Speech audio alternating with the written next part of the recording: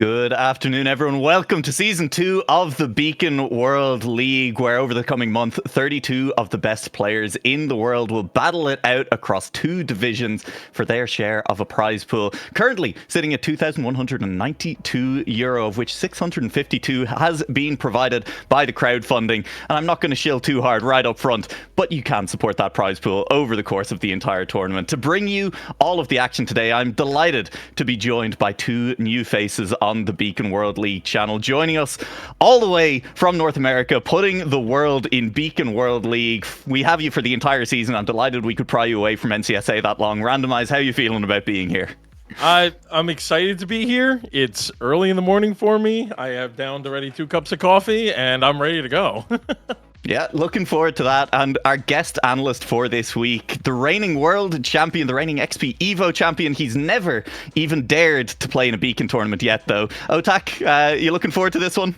Yeah, thanks for having me, guys. It's my first time, kinda stressed, but Yeah. it will go well, I'm sure. Yeah.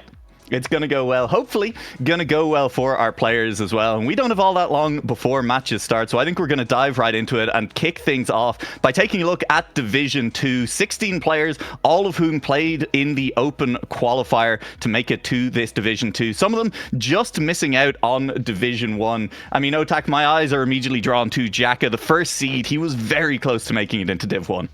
Yeah, true. It's an old player. I remember playing him on Tech back in the days on TM2, and yeah, I'm looking forward to see how it will go for him. I mean, he's a good player, so I'm confident. Yeah, he's a very good player. He is stiff competition, and I think the top 2 seeds in Div 2 are looking potentially randomized. Like, well, they might just be the 2 players to make it out at the end. Charles as well, I think, potentially mildly disappointed not to have ended up in Div 1. Yeah, I mean, the conversations beforehand, we really did expect Charles to make it, but pressure sometimes kicks in a little bit. It's a little bit tough. I think it was his first time taking a full swing at it. He tried in Season 1, but not really too much. But in Season 2, he took a full swing at this one, so we expected him to get into Div 1, but unfortunately, he fell into Div 2, but that doesn't mean he can't get into it, because there's always the promo rels later on. So now you just got to play the season out. Yeah, new for Season 2, an entire promotion relegation tournament at the end of the season. Going to be very exciting. We'll talk about that more as the season goes on. Casting my eyes further down the Div 2 table, a lot of French players represented in Div 2, Otak. Yeah, true. Especially Dark. He was doing well on the Matchday Monday, so I'm looking forward to see him perform as well. He's a good player as well, so I mean, we'll see. Yeah, let's have a quick look then at Div 1 as well, where 2 players have managed to make it up after Season 1. Tween and Acros both promoted into Division 1 here, and Tween in particular, Otak, he kind of strolled through Season 1 in Div 2, and it'll be very interesting to see how he does in this season. Yeah, I'm excited to see Twin on those type of maps, because I know he hasn't played in public yet. So I mean, he's the lower seed of the match we will be spectating, I guess. And yeah, he's an absolute nonsense on those maps in time attacks. So I mean, I'm curious to see how it will go for him, but I'm confident. I hope you're confident. I hope he is as well. 6 players as well then did make it through the open qualifiers. There were 6 available spots. One of them taken up by a North American. Charles couldn't get in to represent NCSA, but randomized Nixotica coming through as the 4th seed from that qualifier against some very good players. Yeah, I mean, ironically, we didn't. They're both from the same organization of Damascus Gaming, and since I'm the manager, I've been kind of overseeing everything. Nixotica was very quiet about this. We didn't really even know that he was going to actually take this on. I knew he was looking at the maps, but that as far as I knew. And then all of a sudden, here he is, Div 1. I'm like, okay, so it was a bit of a surprise, but I'll take it. Fairly impressive. And Otak, I think one of the most exciting things about this entire division is this kind of mix between older players who've been around for a while and this new generation of players that's coming through as well. Yeah, true. We've seen during the monthly cups that players like Epos or Bossbase or even Stuft could keep up with guys like Massa or Grenady, and I'm curious to see how it will go on those type of maps. And yeah, that's pretty much it.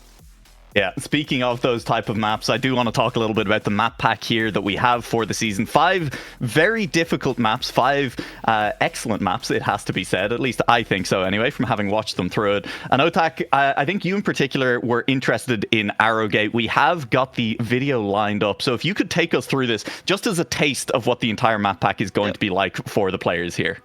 Yep. So yeah, it's a map where it's necessary to keep a lot of speed throughout all the turns, and especially on the outside line that we will going to see in a couple of seconds. So yeah, as I said, like it's a map where you have to gather speed throughout all the turns. The starts to keep the speed during the grass as well. Here you have to keep the gear, of course, and then take a smooth landing, and then this outside line where you have to keep speed to manage to like get going on the sector. And after you have this no break section where it's really like a special sector, because we never seen it on other maps. And yeah, after it just a lot of dirt and transitions like all the maps on the back. Here we have this grass sector where you need to brake and then keep the speed, and this line where you have to keep the inside line to have a good landing after for the end. And yeah, that's pretty much it on this map. And then you have the flag to aim to go inside of the end, and then it's the end. There's a couple of things I'm going to note there as well. First of all, keep the speed, I think is the name of the game throughout Arrowgate there. Very difficult. The outside dirt turn in particular, I feel like it's possible maybe to have too much speed in that section and end up, sliding out, because it is full steer, no sliding around that corner, but definitely possible to still have too much speed and kind of carry yourself into the wall. Yeah, I mean, you have to. At first, you have to release a bit, and then you can full steer at the end of the section. But yeah, we will see which player are the most precise, and I mean, it's interesting to see how like Grenady will go with his wheel, Twin will go with his keyboard, and then we'll see the pad players going through it. Yeah, I do think it was very funny watching Grenady's discovery on Arrowgate, because when he realized that it was full steer just to get the no slide, he was a little bit disappointed, because obviously everyone will be able to do it. He has no real advantage then with the wheel in terms of keeping that one going. The other thing to note on Arrowgate, I think, as well, is that risky fin is incredibly punishing. The checkpoint is down before the jump, so if you fail that risky fin, you are losing an awful lot of time randomized. Yeah, I mean, it's not. What's crazy is you can pretty much know if you're even gonna go for the risky finish way beforehand, because of the fact that you have that reactor down. And normally, whenever you see reactor down, there's a moment where you go through a CP, maybe a reset or something, to kind of move on the map. But then you realize, I still have this. There's probably a speed check up ahead. And, it is a dirty tech turn that you got to kind of finagle your way through some corners and then fly and just pray you have the speed. Yeah, hope, pray. And I mean, honestly, look, we spent a bit of time on Arrowgate there. I think just the amount we've highlighted on that map, it's important to remember this is one map out of 5 that the players have had to learn for this competition. All of them are at that level of difficulty. I think that's fair to say, right? More or less around there, which means that this is going to be very, very difficult. And everything that you see today is the result of hours of training that all of these players have put in. And it will be very, very impressive when they make it look as easy as we trust that they are going to make it look.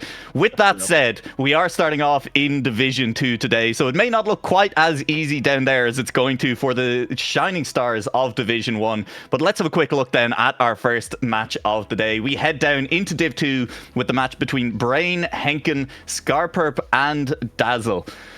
This is going to be an exciting match to kick things off. I mean, Scarperp in particular, Otak, I know going back to Expo Evo that you won last year, he had a very good performance there. And this is a player who comes in as seed 29, but I think potentially could do a little bit better than that.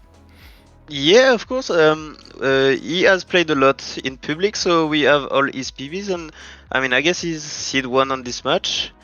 And I know he's a guy who played a lot. I played with him when I played with Evo, so I know what he's capable of, and I mean, he's my pick for this match. Okay, so looking at Scarperp, I mean, randomize. I'm going to ask. I mean, are there any of these players that you feel confident in kind of pointing at and saying, no, I know him and I know he's got the ability to do better than this?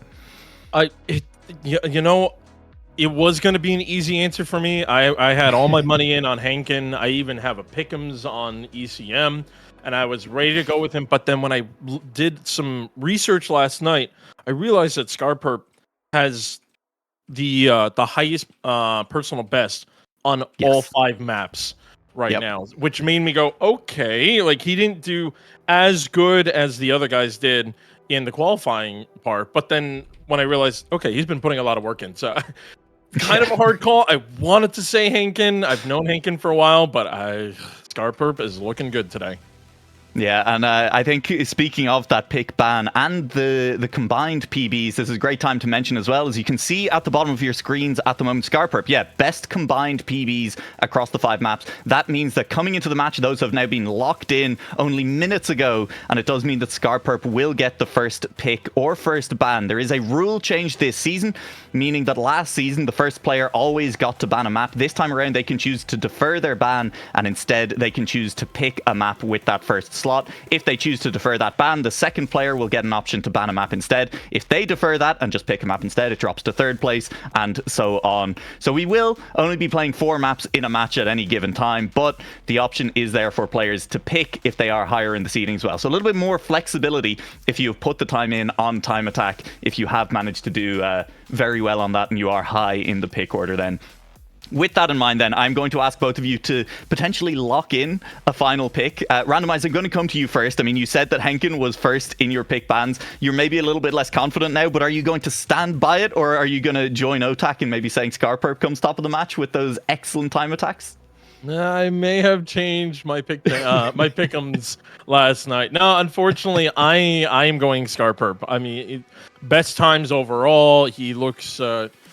you know, it's not even like they're good like PBs compared to everyone else. They're awesome PBs. There are some maps where he's completely outside of the region of the other 3. So if he could drive relatively close to his PBs the whole time, Scarperp is going to take this one. Yeah, hey, that's fair, but Otak, we're going to get to this later. There are some players in Div 1 who are hiding their pace a little bit in those PBs, letting themselves fall down the order. Are you feeling like maybe there's anything like that going on in Div 2? Any of these players that you expect to challenge Scarperp at the top of the match? I mean, if randomize take Scarperp, I will take Dazzle because, you know, French people. Okay. So I will change my PKM and I will take Dazzle. I mean, he could be an underdog. I don't know if he's hiding pace or not, but I know, like, Enkan has trained a lot. I saw him on a demo stream, trained a lot with EPOS and all. So, I mean, he could do good as well. Yeah, no, completely fair. I'm going to remind both of you that neither of you have mentioned Brain, who I think in Div 2, we do just have to keep an eye on the fact that there could always be upsets. Now, I'm not saying that either of you are wrong. I'm just saying we got to remember that. And as we get ready for that, we are going to head on in then to our pick bans for our first match at the Beacon World League Season 2. It's Scarperp with the first decision to make, and we'll see what that decision ends up being. 5 maps on the board. What's he going to be going with here? Is it a pick? Is it a ban? I mean, if he's gonna do a pick, I would have to say his best call is Xenogen. Oh, he goes with the ban. Okay. Choosing to ban away funny yellow map. I mean, Otak, I'm devastated that we will not get to see Maharaga in our first match. Yeah.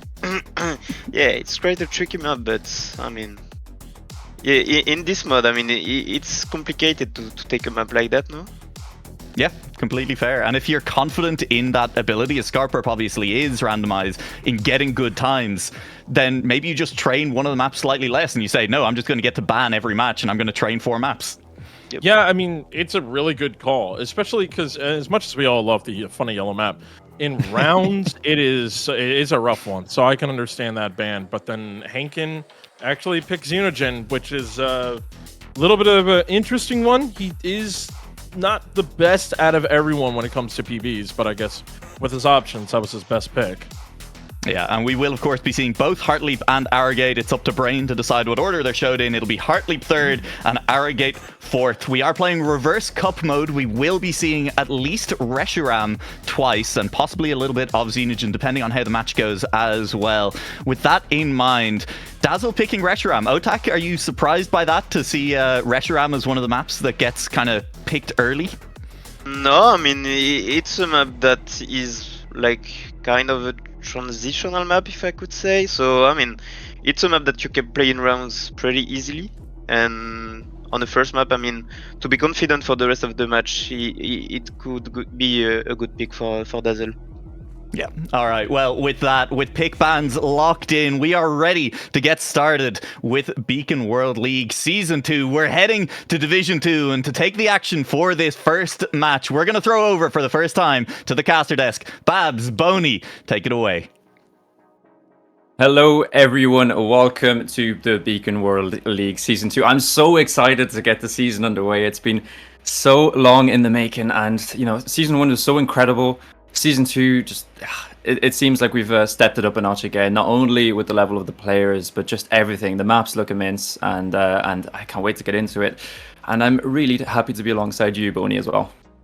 Yeah, it's been a while. I mean, in some ways, to me, it feels like Season 1 has been ages ago, just a figment of the past. It may seem from the perspective of how much has been happening with Trackmania as a whole, but I mean, it's only been 4 months, but even then, things have changed. Players have been rising up as well throughout this year already, and I'm happy to see some of these also come into this season of the Beacon World League at that.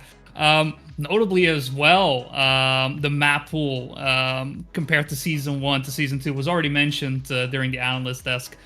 Just far more difficult, where usually I personally go through these maps and see, okay, well, how do they drive? What turn do I need to take into account and whatnot? And I can usually get away with just playing them for a little bit. These, no such thing. There is very much, there's a lot being asked from our players in performing on these maps and trying to set the best times as possible. And to kick things off here for Division 2 with 4 great players, it's going to be great. Yeah, that's one of the things that I heard mentioned a few times, is the difficulty of these maps. That it's going to be very hard for players to be properly ready going into match 1 because of the short time that they've had to prepare them. And I think that's good. That's good for our side. That's good, because they're going to have to be training them for an extra 4 weeks as well, with that promo relegation and playoffs at the end of it. And I think that we could have some upsets on our hands. I think Nua was sort of manifesting a potential upset in our first match, but we do have some evenly matched players in Division 2. They mentioned that Tween got promoted and Crows got promoted from last season in Division 2. I feel like this time around, all the players are a little bit more evenly matched, and our first match actually is a great example of that. Yeah, I mean, I was going through the pick'ems as well, on E-Circuit Mania, and finding myself for a couple of these matches just really struggling to figure out who am I gonna put in first, second, third, and fourth. Same for this one as well. Well, I do feel that in some regards Bray might be a bit of an underdog in that sense. He still has been able to drive the times capable to set himself up in Division 2. So it would be silly of us to disregard that for a fact. But Scarperp, Henkan looking strong as well. And it's honestly, for me, it was a toss-up as well, for me personally, between Henkan and Scarperp to put in first.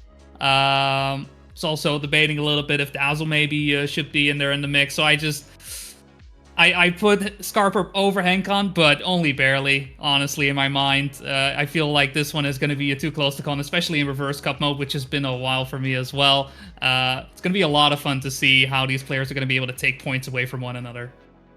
It's funny that you went with Scarperp, because I actually went with Henken just over Scarperp. I think looking at their seeding performance, I was just more convinced by the practice that Henken must have put in. Scarperp obviously very fast, and the guys on the analyst desk mentioned his PBs that are better than everyone else in the match. But in seeding, he kind of crumbled. In some of those maps, it just really didn't go his way, and he just about scraped Division 2.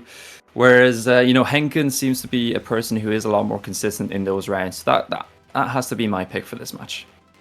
Yeah, I get that. I mean, Hankon, a good example that I have is him during the Dobre Easter League, where seemingly when odds seemed stacked up against him, he was able to push forward through the tournament.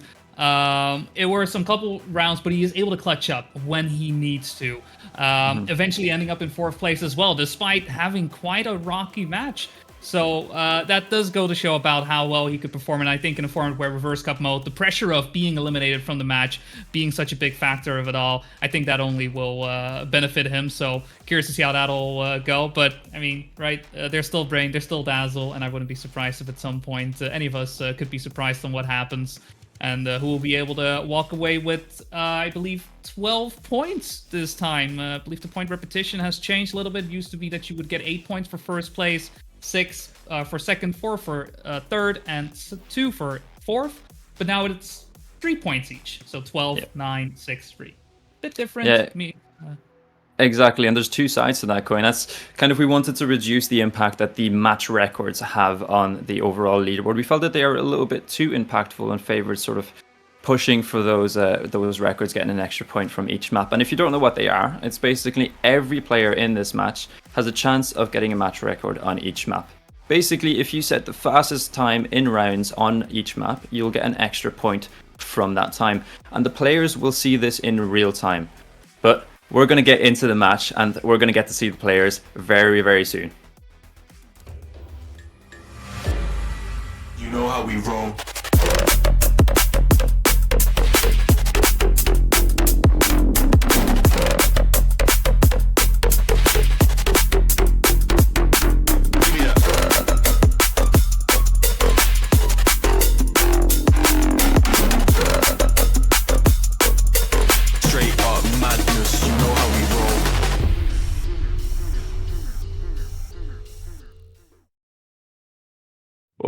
Well, we're getting into Reshiram, and we're straight into round 1 of 4 on the Mephisto map. It's a clean start from all the players, a little bit further behind from, it was Dazzle who had a bit of a slow start. Scarperp already showing his pace. The French player is just a few car lengths ahead of Brain, who unfortunately just clips the outside of that corner, and it's going to put him out of this round, and the 3 players in front of him are going to fight out for those points.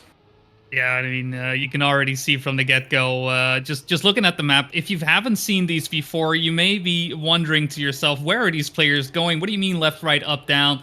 And that is, part of the practice that goes in. This is definitely not a map pool where you would just come in with a little bit of a practice going in and discovering the rest of the tracks, but as we are going through the track, it is Scarperp and Hankon, the only 2 still remaining, and quite a distance between the 2, actually, as Dazzle and Brain are behind by over 2 seconds at this point. Does look like Scarperp is in position to set up a match record. Obviously, being the first round makes sense that he's able to do that, but making sure he gets himself a 107.3. Definitely not the fastest to expect, but at the same time, this is week 1, and honestly, we're just going to discover along the way how fast these players can be in rounds. Yeah, absolutely. And as Scarperp tries to prove me wrong about his consistency, it's a good moment, I think, to highlight the times that you see on your left are provided to us by eCircuit Mania, our partners on this event. Make sure to check out any of the stats of the whole event, whether it be Division 1 or Division 2, on eCircuitmania.com. But up there we have the world record, obviously WR, followed by the division record, so that's the record set in Division 2, which is what we're watching at the moment. And below that you have the match record on the map that is currently being played, which obviously, as I said before, will be granting the player who holds it an extra point going towards the leaderboards. Yeah, always nice to see that information. I mean, that's often something, people will be wondering about how players are in terms of pace and whatnot, and it's given us a good idea on where we are and what we can expect. I'm very curious to see how that'll evolve throughout the tournament.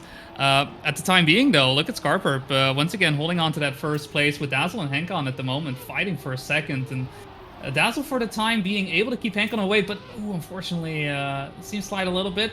Catches back up in different lines. Interesting to see. I wasn't quite sure if that would work out, but able to get the speed out heading into the finish.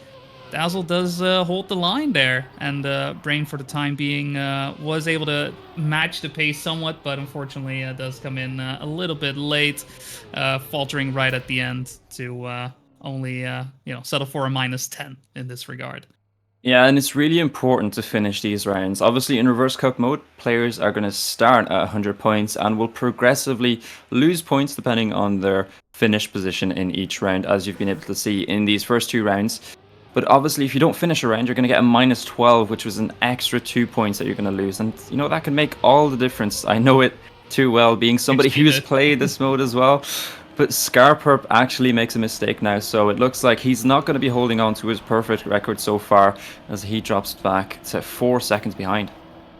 Yeah, and that's going to impact that score as well, as we see Brain there as well crashing out. May give Scarperp a little bit of levity in knowing that there is someone else who is potentially able to be overtaken. But for the time being, we have the fight happening between Dazzle and Henkan. In the last round, it was Dazzle who was able to manage to keep Henkan away.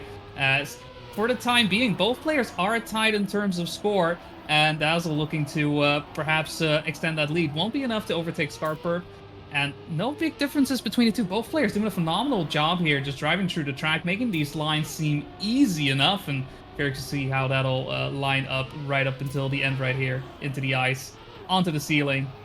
And Henkan barely recovering there, but he gets it in. We'll still have to settle for second though, as Dazzle clocks in a nice 107.7. Yeah, it's a tricky finish to this map, and very creative one actually that Mephisto has cooked up for Reshiram with that sort of ice bounce off the plastic. You want to get a relatively straight line on that descent so you can keep as much speed, and so that you don't slide on that grass. And if you don't actually have that speed, you can miss the bouncer, which can be even more detrimental. So if you're not sure if you have the speed, you're probably better off going for the safe fin. But for the moment, I think everybody has gotten it pretty well, except Brain, who has struggled a few times. And that's quite evident on the scoreboard at the moment. Scarperp has the same mistake in 2 rounds, and Henkan with a little clip is going to send him further back. This is what I spoke about. Scarperp showed in those first 2 rounds being comfortable at a certain pace. But 2 early mistakes in the following 2 rounds is going to put him behind maybe Dazzle and Henkan by quite a bit. Yeah, that's just -10 after -10. Just because of these early mistakes in the track will definitely hurt him. Before now, it does seem like Brain is looking to recuperate some of his losses, where at the moment Dazzle actually hitting the wall slightly does mean that Brain is able to speed on ahead forward, ahead by a half second at the moment. And Dazzle just, I suppose at this point, is going to have to hope for Brain to make some sort of error along the way. He hasn't been able to drive a clean round just yet, but is on pace to do so. Just needs to stick the landing right there. Going up onto the ceiling and down onto the jump, and will make it through. Brain just was very close to hitting the flagpole right there, I will say, but his first place coming in. And with that, Brain does manage to keep himself on 73 points. Yeah, and so that's the first 4 rounds done, and you can see it goes very quickly. And Scarperp was actually able to hold on to that match record despite the 2 late mistakes in those 2 final rounds. And to be honest, considering how fast he looked compared to the other players, I think he's going to be pretty disappointed with that he didn't pick up potentially a clean sweep. Yeah, there definitely was room for that to take advantage of. I mean, at the time, the only player who hasn't really been able to perhaps perform at the pace that maybe would have wanted is Henkan. Henkan, where he has been part of the mix every single time, hasn't really been able to win in any of these engagements, having to settle for either Dazzle, Dazzle mainly, really, beating him towards the line. But because of the way things have been going, honestly, score-wise, things have been relatively close to one another. But Scarperp, because of his round number 1 performance, able to pick up that singular point. But we may be back to perhaps, allow these players to get another shot at that title, if you will. Yeah, Reshiram was unable to split these players, but maybe Vix's map, Xenogen, will be the one to do it. We're going to be heading into that map soon, and I wonder if any of the players have this as an ace up their sleeve. Scarperp look fast on Reshiram, but who is fast on Xenogen? Humans, what have you learned?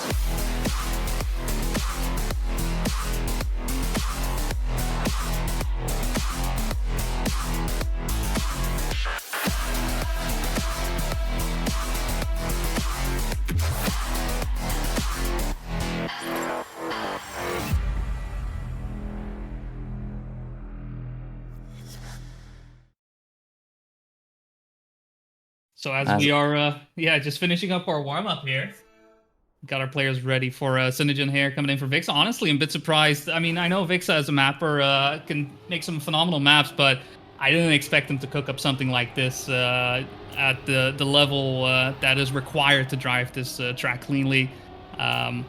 But very curious to see how our players will do as we are off the line and we can see everybody still relatively close to one another, getting ready for another round of Trackmania here. Again, Brain taking the lead for this one with Dazzle Scarperp very close to the player right now, but Hank on the only one not able to really do something. Very curious to see how this will go as we go into our second half of the track.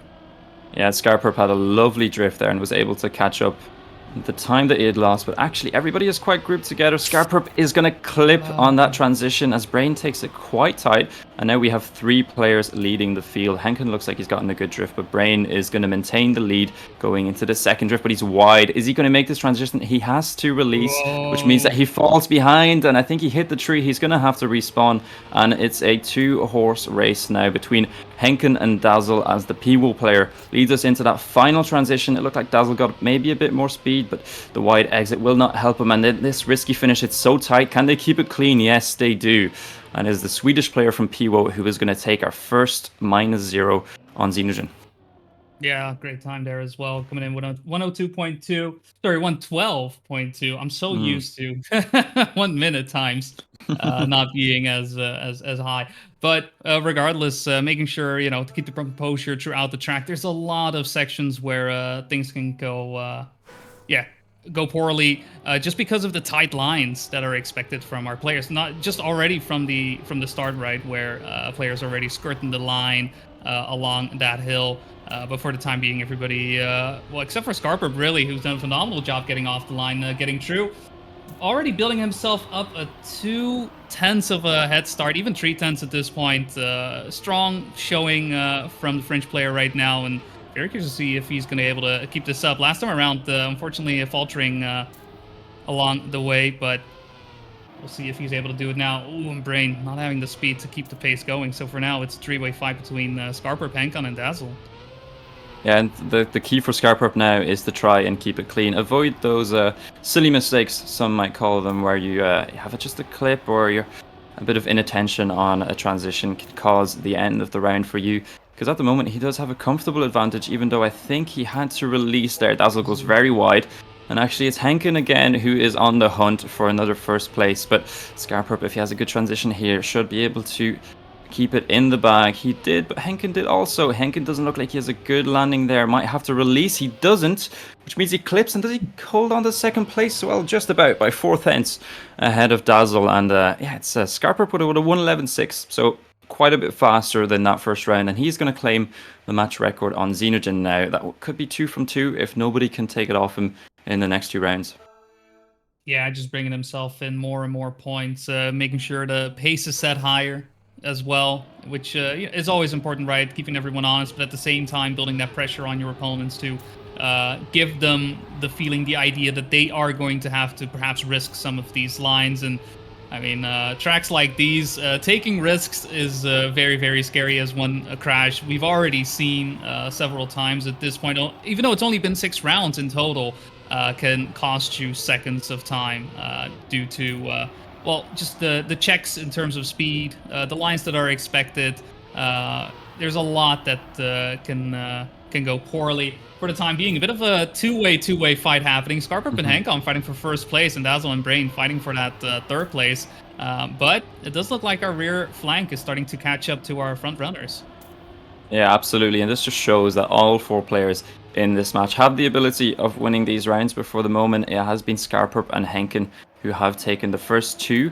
It looks like it might be Henkin again this time, even though Dazzle is going to slot himself in between the 2 players. He goes a little bit wide in that transition, and Scarperp is going to get it cleaner than him, but takes a lot of penalty grass. He's going to lose quite a bit of speed. It looks like the freeway is open for Henkin, and he's going to take advantage of it with a 1:11.8. So is he not going to take the match record, but still going to take a -0, which actually is going to put him into first place currently.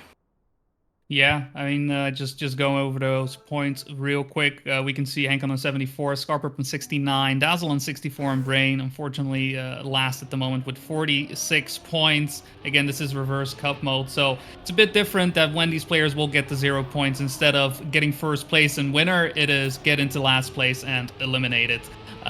So there is definitely that potential for Brain to claw himself into the race if he were to be the first to drop down into the elimination bracket of it all.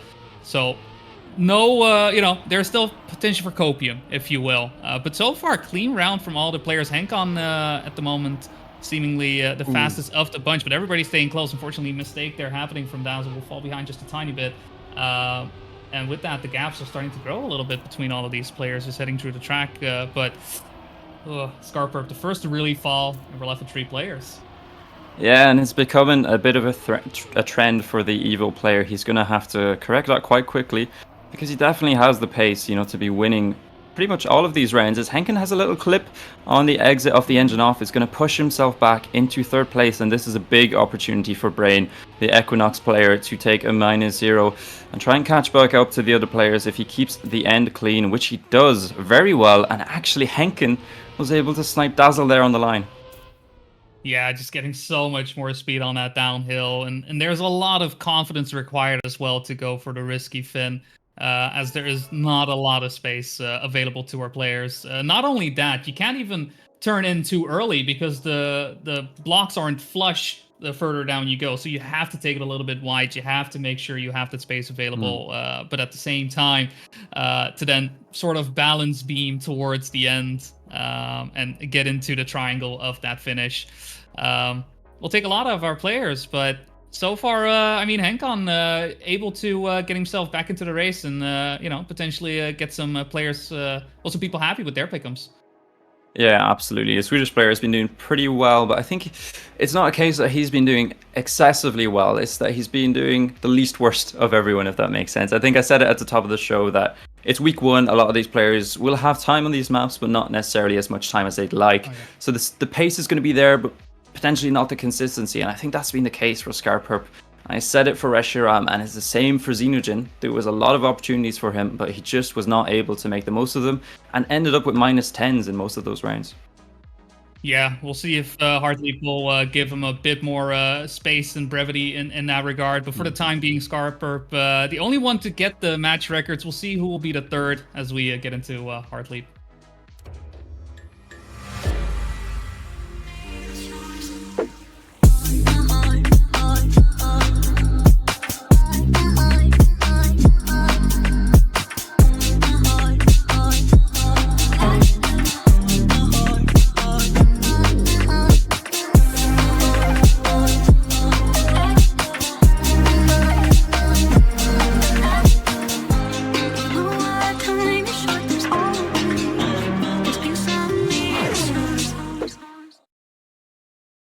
Well, we're heading into map 3, and these matches tend to last about 5, 6, maybe 7 maps at maximum.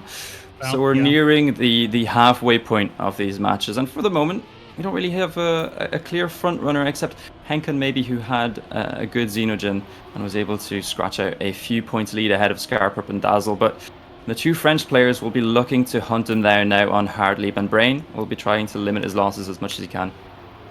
Yeah, this time around, Brain not the best start. He has been able to pick up a couple of rounds, right, winning those, which does mean that there is that potential of getting himself back into the fold. We've already seen Dazzle and Scarper drop down a bit more in points, not just due to his performance, but also some mistakes happening on the French side of this match.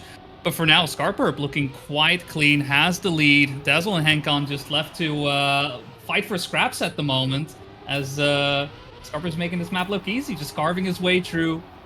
And while Dazzle now getting away from Hankon, I'm not quite sure if Hankon still has the space available to him to finish us out here, as we already get to the final section of the map. Into the finish. Scarper does make it into the finish, and I will say that that finish right there, as easy as it may seem, you enter that with a lot of speed, and you can see Brain right there failing it, actually. Proving my point. Thank you for that. Apologies for getting into last place. but yeah, it could definitely go wrong right there at the end. I wouldn't be surprised if we're going to see a situation where we'll see a player who seemingly was able to take the round falter right there. No, you're very right. That finish is deceivingly difficult. You have an engine off that you want to avoid just beforehand, which isn't evident at first glance, but you have to go wide around that and then cut back in and then have enough space to then full left steer to make it into the finish. And sometimes it just doesn't happen, as Brain showed us in that previous round. For the moment, it's Henkin who has a bit of a slow start. Everybody avoids the engine off with a low jump on the grass. And for the moment, it's Scarperp who once again is showing his pace for a second round in a row. This is what he did in the last 2 maps. You know, he set good times in the first few rounds, got a match record. Nobody was able to beat him afterwards, but wasn't really able to follow it up with some consistent rounds. I mean, we can see right now he is clearly above the pack, where Dazzle and Henkon's just behind by half a second already, and Scarperp just set to looking to improve on his time that he set. We can see as well that the division record at the moment has been set by Manta, as our other matches are also ongoing. Always very cool to see, but maybe Scarperp right now will be able to beat it as he makes his way towards the finish. Hankon looking to become second place, and he actually does. And look at that time as well, a 1:11.7, just shattering the division record. And where it is maybe round one, even then, that is a very impressive time to be driving in rounds. And because of that as well, this performance is helping him get toe-to-toe with Hankon, who has been faltering somewhat along the line. Yeah, he's brought him down to 59 points, so even with himself. And if you look to the right of Scarperp's name and to the left of his score, you'll see 3 little green dots. That indicates that he currently holds 3 match records, and as we praise him, he hits the wall and has a poor start to this one. Unfortunately, I think that was your one. That was your fault. Yeah, and I'm not going to claim that. I'll take responsibility. That's fine. Fine. The first caster curse of the Beacon World League Season 2 goes to Boney. Hey, very, very happy with that. But Dazzle is going to lead us in this round. Scarperp has had 2 tech turns incredibly well and now has caught up to the pack, just showing incredible pace despite that early clip. And now actually has a really good outside dirt. He doesn't go for the inside line there where you can clip and grip the platform and gain a bit of extra speed. He goes for the safer outside dirt grass line and maintains that speed through that next drift. And here you can go a little bit higher, gain some extra speed, but it's really difficult to then manage the gears appropriately as you go into this sort of unconventional outside dirt, which feels very, very satisfying when you get it right. And Scarperp has just done everything right since that mistake. As long as he can make the finish properly, he shouldn't have any issues, which he does, and actually sets a 1:12.0. Even though he clipped at the start, that is a very, very solid time. That is just a great performance from him, and a good example of, you know, what to do when you do make that mistake early on. He clearly just, you know, cut all the any tension that he may have had. He was like, you know what, this is the time to just chase down. Let me just make sure my lines are as I have practiced them, and just every turn just slightly more efficient. Where at some point Dazzle, Hankon, and Scarperp were pretty much side by side.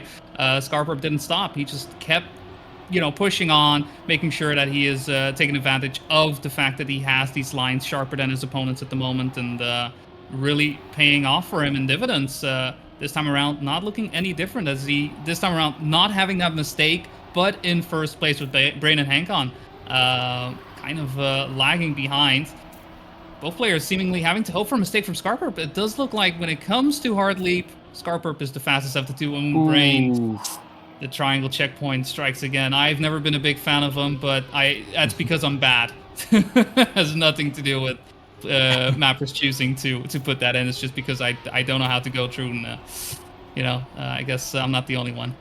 You can send your complaint straight to Ski Freak. I'm sure he'll have some counterpoints to give you. You see, Scarperp has to avoid that engine off. I think he had to release a slight bit to do it, but he knows that he's well ahead with that round. He gets a 1:12.1 again. I think he's noticed that these times are sufficient to win rounds against his opponents, and he already has the match record, so he doesn't really need to push any further to get that. And he's going to hold that actually on a Heart Leap, and that's his 3rd match record, and he's currently leading our match. I think anybody who has picked Scarperp to win this match is looking pretty good. Despite, you know, Henkin and was Henkin and Dazzle, I think, who had seeded into 11th and 10th and were the higher seeds from seeding, but obviously not as fast through combined PBs.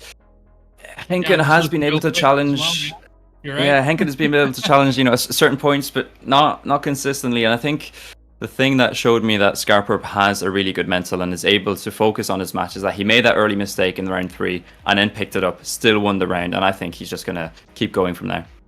Yeah, I mean, if that is the attitude you're going into the match with, if that is what you're able to create out of a mistake, that's going to help your mentality so much. And not only that, knowing that, he has those 3 records, knowing that he is at this point pretty much set to get out of the match with as many points as possible. The only way to even improve upon that is to make sure that on Arrogate, he is able to pick up that 4th match record.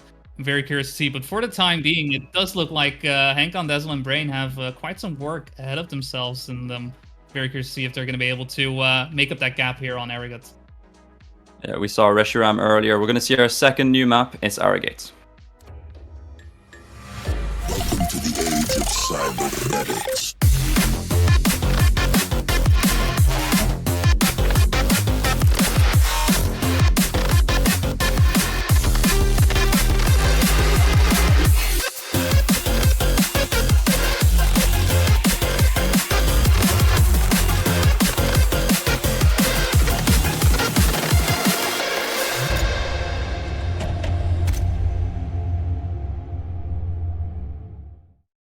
There we go. Straight from a great map video into our first round of map number 4. It's Arrogate, and already from the get-go, this start is where eyes are open. We've got the reactive boost going, we've got the cruise control going, and for the time being, all of our players making their way through quite nicely. Scarperp at the moment the slowest of the bunch, 1/10 behind, but even then you can see he's already able to catch back up. Not quite surprised seeing what he has been able to put down these past couple of maps.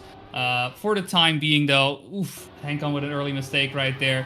It is still Scarperp set to win the match right here, but Dazzle and Brain, at the time being, in position to perhaps do a little bit of damage, as Scarperp is trying to get past Dazzle here. Yeah, Dazzle is going to be carrying the hopes of Henkin, the only player who's been able to really challenge Scarperp so far. And he's going to be hoping that Dazzle can finish ahead of Scarperp in this round, as he actually has a bit of a wide line into the reactor there, but he's going to gain back onto the French player here. And now this drift is extremely important. Scarperp, quite a good tech player. We'd expect him to get him well, and he does. Dazzle does not and has to clip. He's going to go for the safe way, and Scarperp just flies into the air, goes to the engine off, and now should be able to even take the safe finish if he wanted to, but no, he's going to finish the round very nicely with a 113.7. Dazzle, despite the safe way, is going to get second place. Henkan is going to come home in third, barring any mistakes. And Brain, with an additional mistake, I'm guessing, is probably going to take fourth here. Yeah, right at the end, both Henkan and Brain were faltering somewhat. It's not an easy ending, right? You're already having to make sure you set up for the risky way to jump up to the engine off block, but you're not done yet. You still have a bit of a slalom section ahead of yourself, and to then jump into the finish, which again is a triangle, just to make sure we are making sure our players are accurate enough to have that control over the car. I wouldn't be surprised if, in this case, there was already quite a big gap between all the players, as Brain unfortunately crashes into the wall right as we head into the grass section. That we will see more of the same throughout the tournament in general. But for now, Scarperp once again looking to pick himself up a 0-pointer, if you will, as he takes the lead over Dazzle and Henkan. Yeah, that was a beautiful no slide from Scarperp. Unfortunately, he didn't really push out the lead that he already has over Henkan and Dazzle. But now he looks to do so into this outside there, and you need to get a nice little clean line here, drop the gear cleanly, as Scarperp looked like he was quite inside there, but it means he's going to have a low jump into the reactor and is going to get that before the 2 players who are chasing him. And again, this is where he was decisive, but Dazzle is going to take the reactor earlier. He's going to have more speed entering into the drift, but can he get it cleanly this time? Yes, he does. Now does he maintain his lead ahead of Scarperp going into the end? You want to have it smooth. Henkin actually passes the evil player. Is he going to be able to maintain that second place? No, he doesn't. He clips, and I think he's going to settle for third as Dazzle takes the match record with a first place. Scarperp missed the end and has to respawn. Does he have enough speed to do it? I think Brain is going to take third. That's going to be a -10 for Scarperp after he was really in the driving seat for most of that map. Yeah, just right up until the end. I mean, I already somewhat, I suppose, predicted it, alluded to it during the at the end of our previous round, but it is such a tricky ending there as well to get clean. Not only that, checkpoint's quite a ways away to recover from that, so you're pretty much bound to drop a couple of placements if you do make a mistake right there. But it does look like we have our first player on last chance. Somewhat haven't been paying attention to that too much, but Brain currently on 0 points, which simply means that if he ends up in last place, he will be eliminated from the match and will be settling for 3 points to start off his Beacon World League journey. But I mean, look, there's, make sure you don't get in first place. Last place one thing, but you can also just try first place, which is what Brain is doing at the moment. Though Hank and Scarperp chasing right behind Dazzle also want a piece of the action, but for the time being, we'll have to settle for fourth place. Yeah, there's only 0.2 between our 4 players. We've seen some relatively not close rounds, I would say, and this one definitely seems to be tight between all 4 players. Pretty much anyone can take it from this point. Dazzle has fallen a little bit behind with a poor dirt section, as Scarperp is going to get some good dirt and reactor there. Obviously should be getting a good drift here as well, but all the players behind him do, and he has failed this end once before in that previous round, and it looks like Henken has a bit less speed than Brain. Will the German player be able to pass him? Scarperp doesn't look like he has a great line. He clips but still makes it, and actually Brain gets sniped by Dazzle by 200ths of a second. Oh my god, that's going to be the end of the match for Brain. Oh no, I mean, that just because it very much looked like, oh yeah, he's crossing the finish, but he crashed into the finish, landed on the ice, and then slid over the line, and that was just enough time for Dazzle there to take away that third place, and yeah, Brain's match just abruptly ending just like that. Quite tough, but I suppose this time around just not as prepared as the other players are, and we'll have to settle for fourth place. We'll have to settle for 3 points, and yeah, we're left with 3 players: Dazzle, Hankon, and Scarperp. And for the time being, Dazzle looking like to be the first to, well, the second player to end up in last chance mode with only 12 points to his name. Yeah, I think it's important to highlight that Brain didn't play poorly in this match. No, it was actually quite a solid performance, but unfortunately, it just didn't go his way in some of those key rounds, and especially in that last one. But to be honest, even though Scarperp has this advantage, Dazzle has looked like he's had pace, and if I'm in this position, I'm thinking, you know what, it's a last chance mode. Even if I go into last chance and I lose those points, I can still stay in the match and try and claw position off somebody else. Scarperp looked like he was very close to clipping on the inside of that turn, but manages to make the jump, and looks like he has a good line to finish it off cleanly here. Dazzle does as well. Does he have the speed to make it? Just about. Lost about 4/10 to Scarperp in the end there, and Henken is going to go and take the safe finish himself to come home in third. And obviously all of the players, even first place, are going to start to lose points now, because we've only got 3 people left in the match. And yeah, another really good performance by Scarperp. But actually, interestingly, it's the first map where he has not picked up the match record. It was Dazzle who was able to snipe it away from him in that second round. Yeah, and not even by a lot. We're talking hundredths of a second there, but it does mean that that potential clean sweep that Scarperp was building towards with that is taken away. Even then, though, he still has 3 match records, and as we do make our way back here to Reshiram to once again, tackle these wide fields, if you will. It wasn't the strongest time that he had driven there, right? It was just the first match, getting into it. Everybody just warming up, if you will. So there's still a potential for Hankon or Dazzle to perhaps take away a point right there, as Scarperp at the moment is ahead by 20 points over Hankon, our second place player. Does seem poised to at least take top 2, perhaps even first place. But those additional points always are great to get. Yeah, absolutely. And if I'm in Henkan positions, I'm just thinking, you know what, 20 points, that's almost 2 rounds where Scarperp finishes last. So if I just finish ahead of him, I can still make it happen. But will he be able to make it happen as we head back to Reshiram? You know how we roll.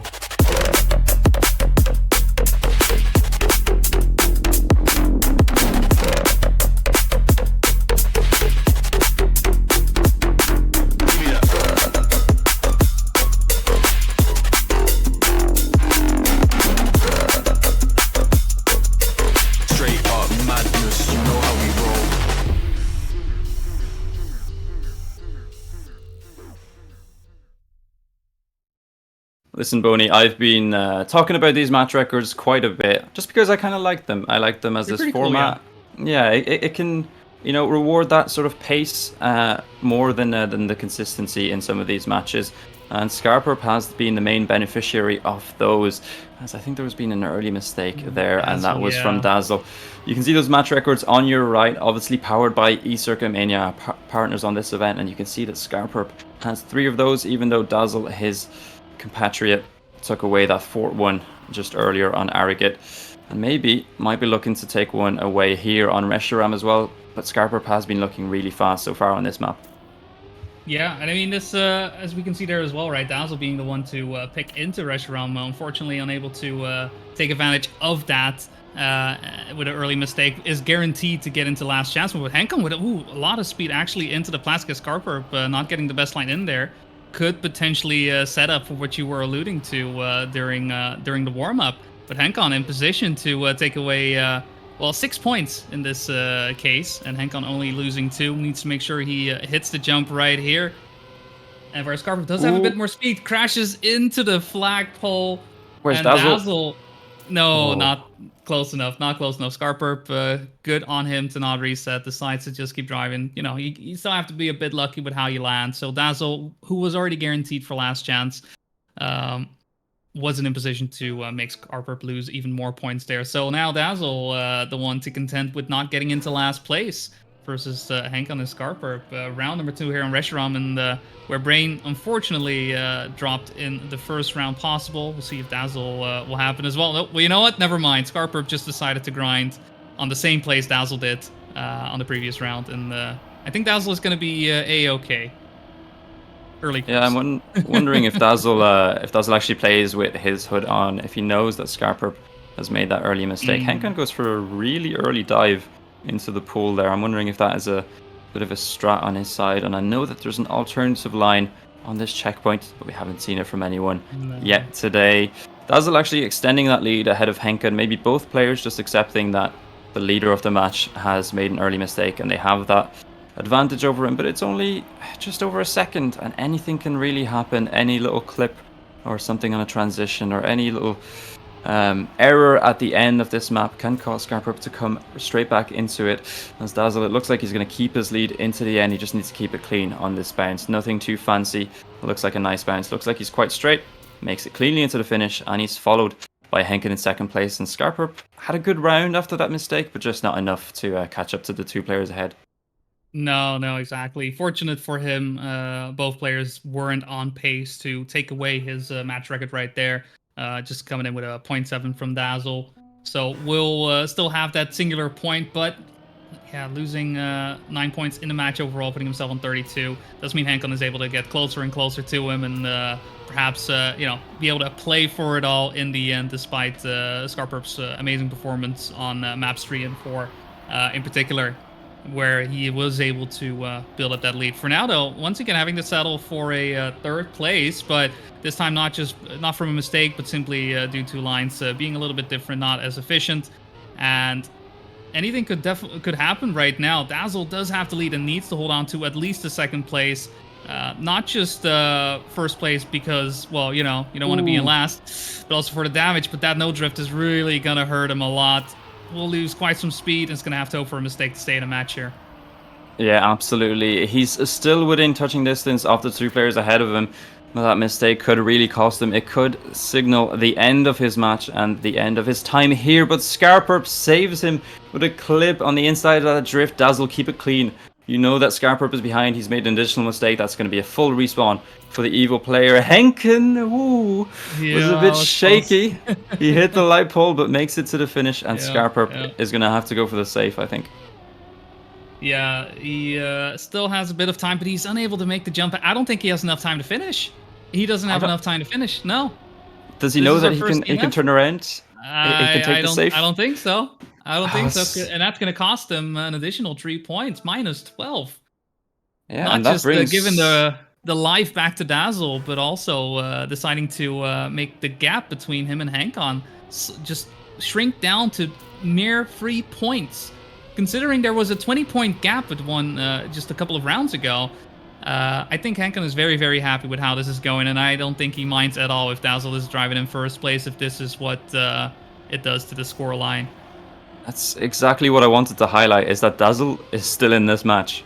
There was that 20-point gap, and I think Scarperp was around 50 points when Dazzle went into Last Chance. But Dazzle is still alive and still plowing through Reshiram as well as he can. I think Scarperp really, he'll be kicking himself with that mistake there in that last round, because he could take the safe finish, but he just didn't know the route. It was something he hadn't practiced before the match, and unfortunately just going to lose extra points out of something that was a little bit silly, unfortunately. But here, it's Dazzle who has to make up ground once again. This is where Scarperp made his mistake last time around, and you know what? Dazzle is going to repeat it, and he's going to say, you give me one, I'll give you one.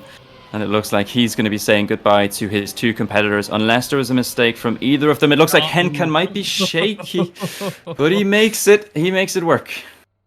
Yeah, Hankon also similar to last round, this round as well, having some issues with that turnaround on the ice wall, but was able to barely navigate his way through, get the jump onto the finish, and with that securing himself in first place. But that does mean that right at the end of our track, it is going to be Dazzle leaving the match in third place. So it's going to be mano a mano, 1 versus 1, Hankon versus Scarperp, 15 versus 14 points.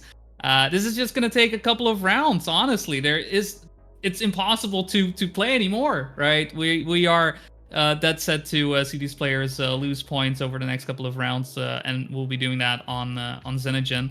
Very curious to see on the second time around how these players will be doing. Scarperp does have the match record here once again. Still was able to hold on to the match record as well on Reshiram. So even if Hankon right now were to win the match, Scarperp could still end up tying him as long as he holds on to his match records. Yeah, absolutely. And I don't want to big it up too much. It's only match 1 of the season, but these are the moments that can define your season. For Henkan, this could be a massive scalp to actually beat out Scarperp, considering the performance that we've seen from the French player. And you know what? It can happen. They're even on points. We're heading back into Xenogen, and that map, we saw them both be quite close together. A few mistakes from Scarperp, few from Henkan, but they both have the pace to take it onto each other. But who is going to win out in this match on Xenogen? Humans, what have you learned?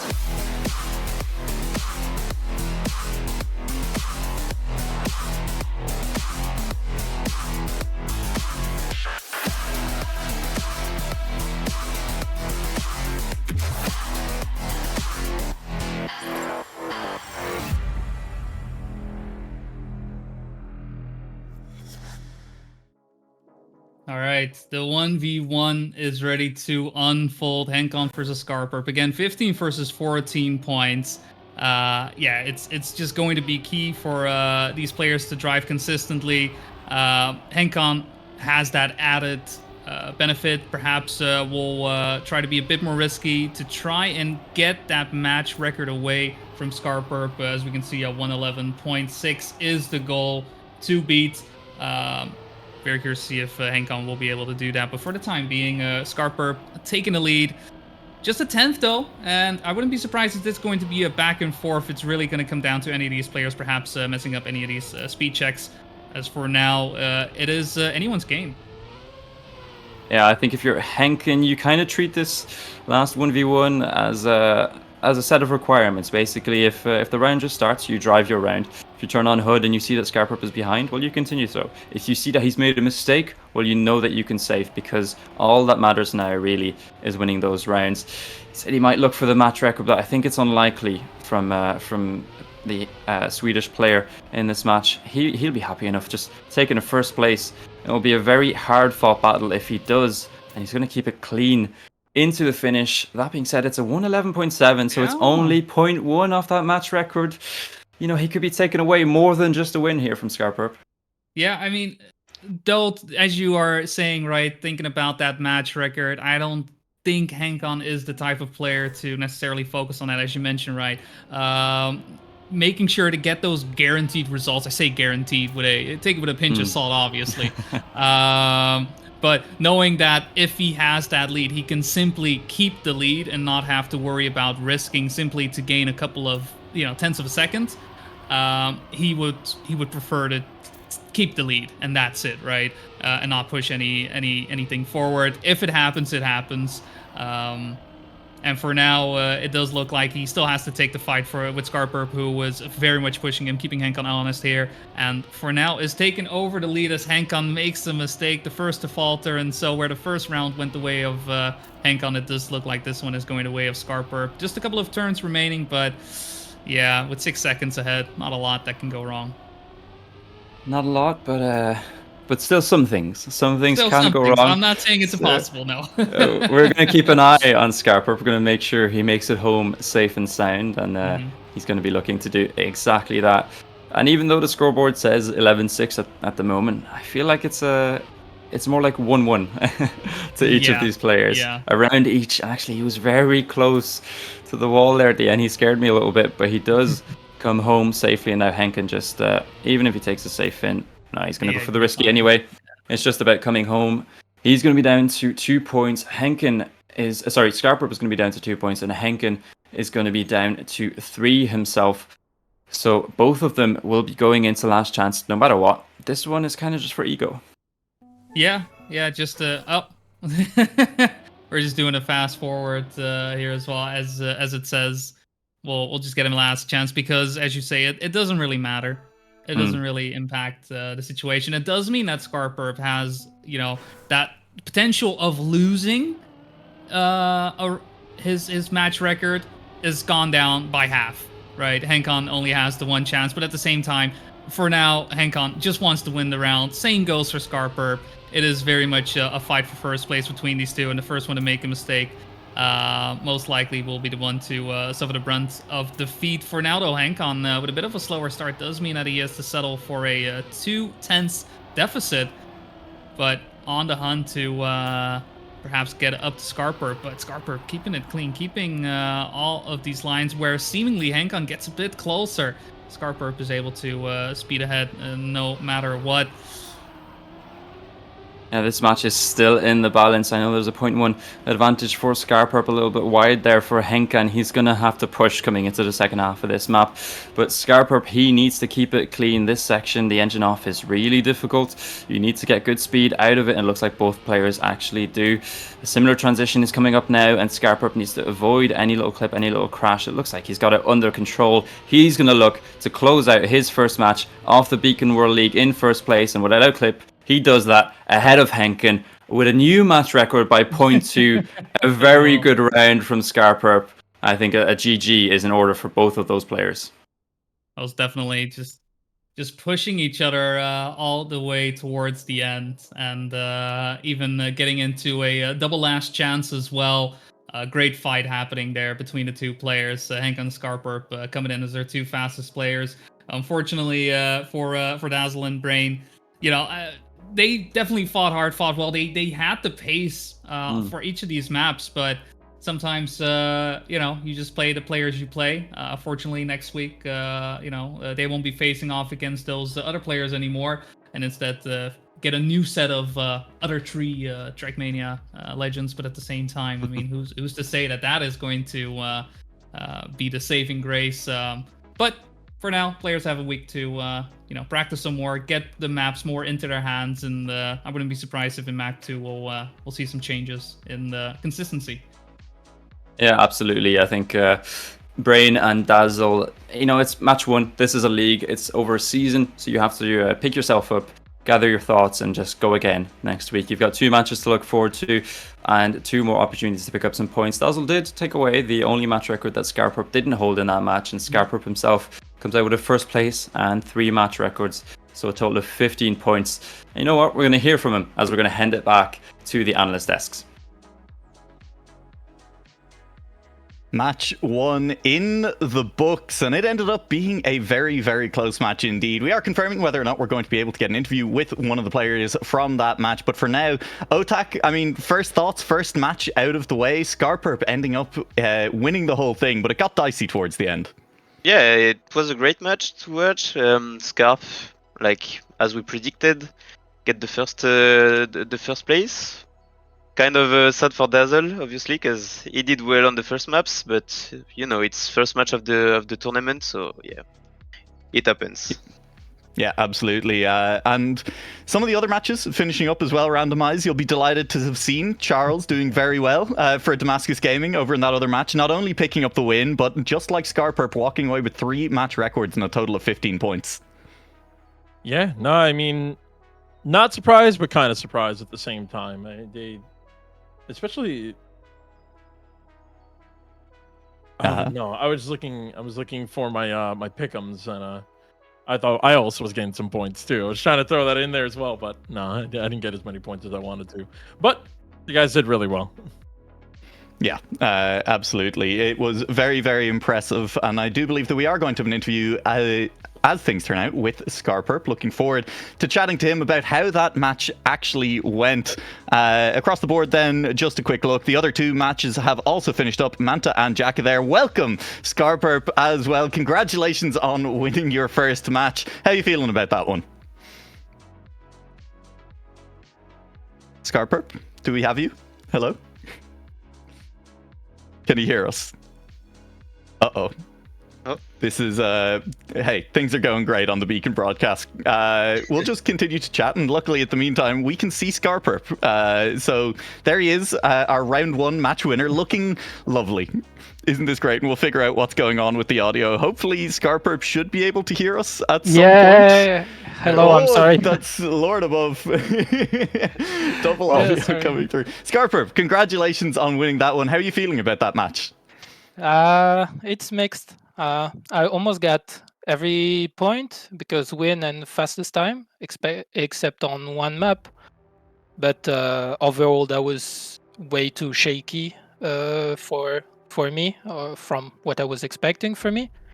But yeah, at least I managed to clutch it in the end. So I'm really happy and relief. Absolutely. I'm going to leave it to my analyst to ask you a couple of questions as well. I think we'll start off with Otak. Any questions for Scarperp? Yeah, I mean we've seen you on Xenogen on the second map, where you did not that well, and then on the third map you perfect the map. So I mean my question is, what went through your head between those 2 maps? Like what did you tell to you?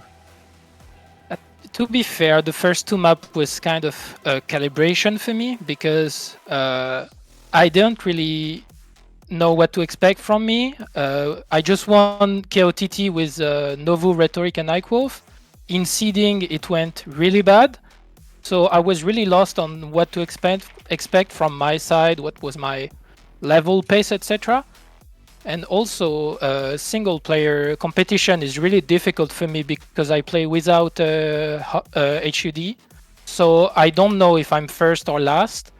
And I had a couple of crashes when I was just trying to turn on interface and completely throw in the wall. So after that, on third map, I just say, okay, forget about it. And yeah, third map I think was Hurt Lip. And I felt pretty comfortable on it. So that definitely helped, yeah. You looked comfortable on it. That's for sure. I mean, you had the best map for 3 of the 4. Heartleap was probably your most dominating best map out of all 3 of them. But speaking of best maps, I mean, we have some other players who did really well, and one of them is Charles, who got the division records on a bunch of those maps. And you're taking him on next week. You got a hefty match eschewing Charles and Manta. How do you feel going into next week? Like, what is your plan this week going into that one? Yeah, my goal is clearly to get promoted to Div 1. So Charles and Manta are definitely 2 strong opponents to consider. What to do, to be honest, there's no magic. I'll just keep training like an idiot again and again and again until I feel good on the maps. Today definitely helped me to see like what level of pressure I was on and what was the pace, etc. I'll also maybe have a look on VOD of their match if it's available, but I think I know what pace I should give. Now it's just a question of can I deliver it with the pressure. So yeah, I think it will be just purely round training over and over again until it's in my heart. Yeah, second nature. Scarper, thank you very much for joining us for this interview. Any final words Thank you before we very let you go much. for the day? Yeah, I would like to thank you, Evo boys, especially Van, Nico, Aziel, and Speedy for the support.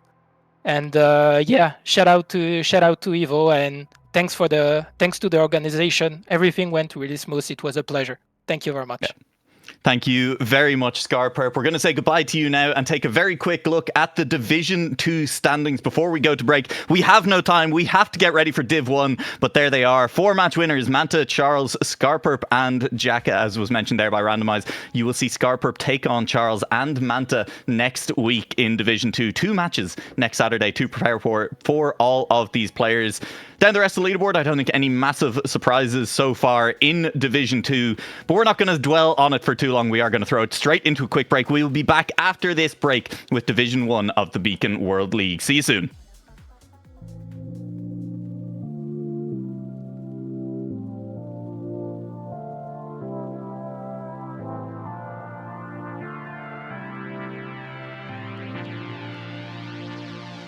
The way that you make me feel like I've never been felt before. One look in your eyes, I found the one I've been waiting for. I'm feeling electric. Our love is electric. The way that you make me feel like I've never been felt before. I'm feeling electric. Look in your eyes, I found the one I've been waiting for. I'm feeling electric.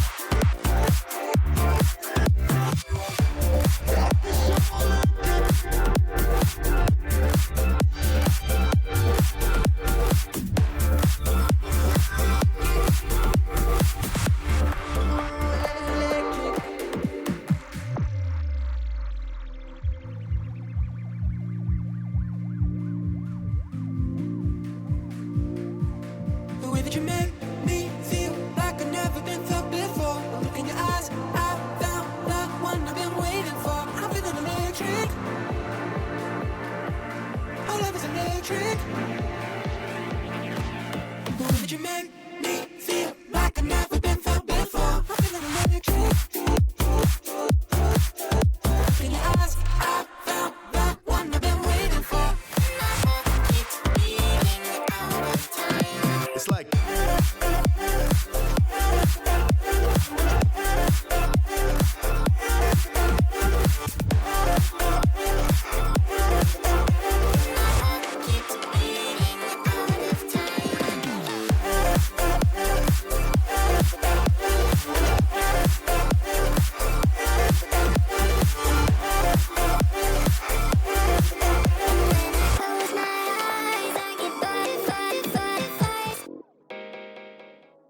Welcome back to the Beacon World League. We've made a substitution. Randomize has gone to get ready for this match. We're joined by Babs on the desk, and we're already out of time. So we're going to jump straight into predictions for our first match of Division 1. We're going to be following Nico, Granati, Tween, and Bozbez. And Otak, I'm going to come to you first. Who do you think has the edge in this matchup?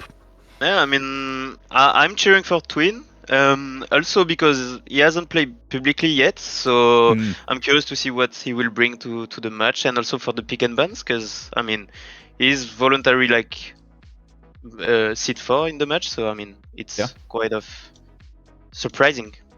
Yeah, it's going to be interesting to see what he can bring. Obviously promoted from Division 2 to Division 1 for this season after winning Division 2 fairly handily last season. Babs, who do you think has the edge? I mean, look, Boz all the way up there at Seed 2. Is that not an appealing choice? Babs, you're muted. Babs, I swear. Oh my god. It was obviously an appealing choice as Bozbez. He had a great performance Season 1. But my pick is going to go with Granati. He's a big stage player. He's a big player, for that matter. And I think he finished first in seeding. He's going to be coming into this first match wanting to make an impact straight out of the gate in Division 1.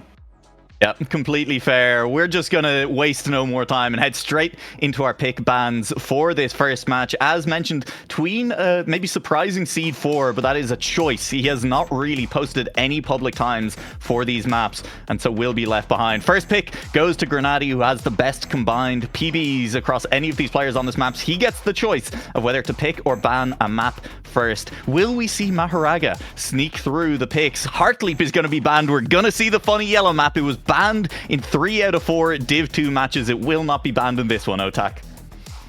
Yep, of course, and I mean it's not a surprise that Grenade isn't like banning Maharaga, because I mean he's good on those type of maps. So yeah, not surprised at all. Yeah, it will be Reshiram then, picked early again, Babs, and Maharaga picked by Boz for second. Yeah, and he had the choice between Maharaga, Xenogen, and Arrogate. And actually, it's kind of interesting to see him go for that Maharaga. Maybe the one where he feels he can have the most impact, considering we've only had 1 week of practice. Yeah, and that second place pick for Maharaga, as we saw in our first match, does mean Maharaga likely to be the decisive map between whoever our top 2 ends up being on the match then, which does make it a little bit more entertaining. What a way to see Maharaga on the mainstream for the first time. Arrogate will be the 3rd pick, and then our 4th pick will be Xenogen, auto-picked by the computer, by the AI. Let's not get into it. It will be the 4th pick. We will head to Xenogen. Any changes in how you're thinking about the match, Otak, then, with regards to the map order? Nah, I'm still going for Twin. Okay, still going for Tween, and honestly, that seems fair. Babs, how you feeling about that, then? Yeah, I'm still going for Grenade. The only thing that could deviate the course of this match is the power of the orb. Yeah, Power of Orb. I brought it with me, and I'm going to bring it with me onto the cast as well. Thank you very much to my analysts, but we are leaving you behind as we head on into the cast, where I will be joined by Randomize. Randomize, how are you feeling for this one? Div 1 Beacon World League. I am beyond excited. It's fun to be able to cast some high echelon players like we're going to be seeing today. And, I have to say, Pick'ems, I think, are looking kind of good, especially when I heard the analyst desk and what they decided. The only one I'm a little curious about is Tween, because we don't know his times. I have no idea how he's going to do. I mean, Tween picked Arrogate, so maybe he's going to pop a world record in the middle of the match. I don't know. Yeah, I mean, it's kind of exciting. I do want to kind of maybe, well, I say focus on Nico, but I think he's a little bit harder to focus on than maybe some of the other players. I mean, Bozbez obviously does incredibly well in Beacon and tournaments like it, is well known within the British community and to anyone who watched Beacon last season as well. Grenade and Tween, both TMGL players, they are very, very good and do not suffer from a lack of renown. I think Nico maybe then kind of falling through the cracks a little bit in terms of like who people are focusing on in this match. Yeah, I mean, when we look again at like the names, like you just mentioned, a lot of big names. So Nico kind of does slip a little bit between the cracks, but as the public PBs, Nico is currently holding 2 of the 5 maps for best time. So it's one of those things where, by name and popularity contest, where everyone's going to say Grenade, Tween, Bozbez is kind of somewhere in the middle, but yeah, I mean, Nico's definitely put in some time, so it's really going to come down to the fact of like how he could prove himself against some pretty big names, honestly. Yeah, and I think Nico is going to be a very interesting barometer in this match in particular. Came 7th in the Beacon World League last season. As a mid-table player, how is he going to perform against the likes of Tween and Grenade, who Tween promoted to Div 1 this season? Grenade coming through the open qualifier as well. It's going to be very entertaining, I think, and a very good sign of maybe how the rest of the season is going to go for players who were comfortably mid-table at the end of last season. Yeah, I mean, it's hard to say because we can go off of like last season stuff. But Tween had a scenic route going into Div 1. He had a relatively easy time going into it, I could say, from last year. But then you have players like Grenade who did not play last season in Beacon, but he's seen these names 100 million times. So yeah, how do we go off of base of their stats from last year and then kind of look at some other events and go, all right, we kind of know what's going on. I mean, again, I don't want to count out Nico, but like compared to the big name events where we've seen a lot of these names, I want Nico to not be the last place player. I want him to prove himself. I mean, he's playing against some really hard names, probably can beat them, but we'll have to see from there. We'll have to see as we get ready to head into map 1 of Division 1. We're getting ready for Reshiram. You know how we roll.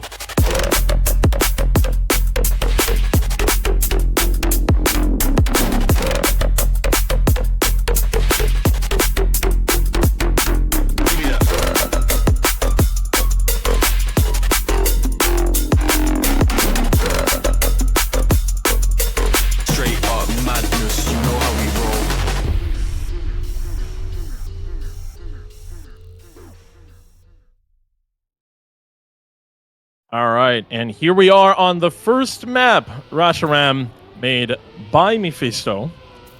And we are going to be expecting some crazy gameplay compared to the Div 2 that we saw earlier, because I really don't see anyone making as many mistakes as last time. But these maps are pretty cunning, I will say, Nuo. So at this point, again, we have the higher echelon players. They deserve their Div 1 positions. Now it's going to see, because this is the first time we're going to see them play this map, since it was not one of the qualifier maps.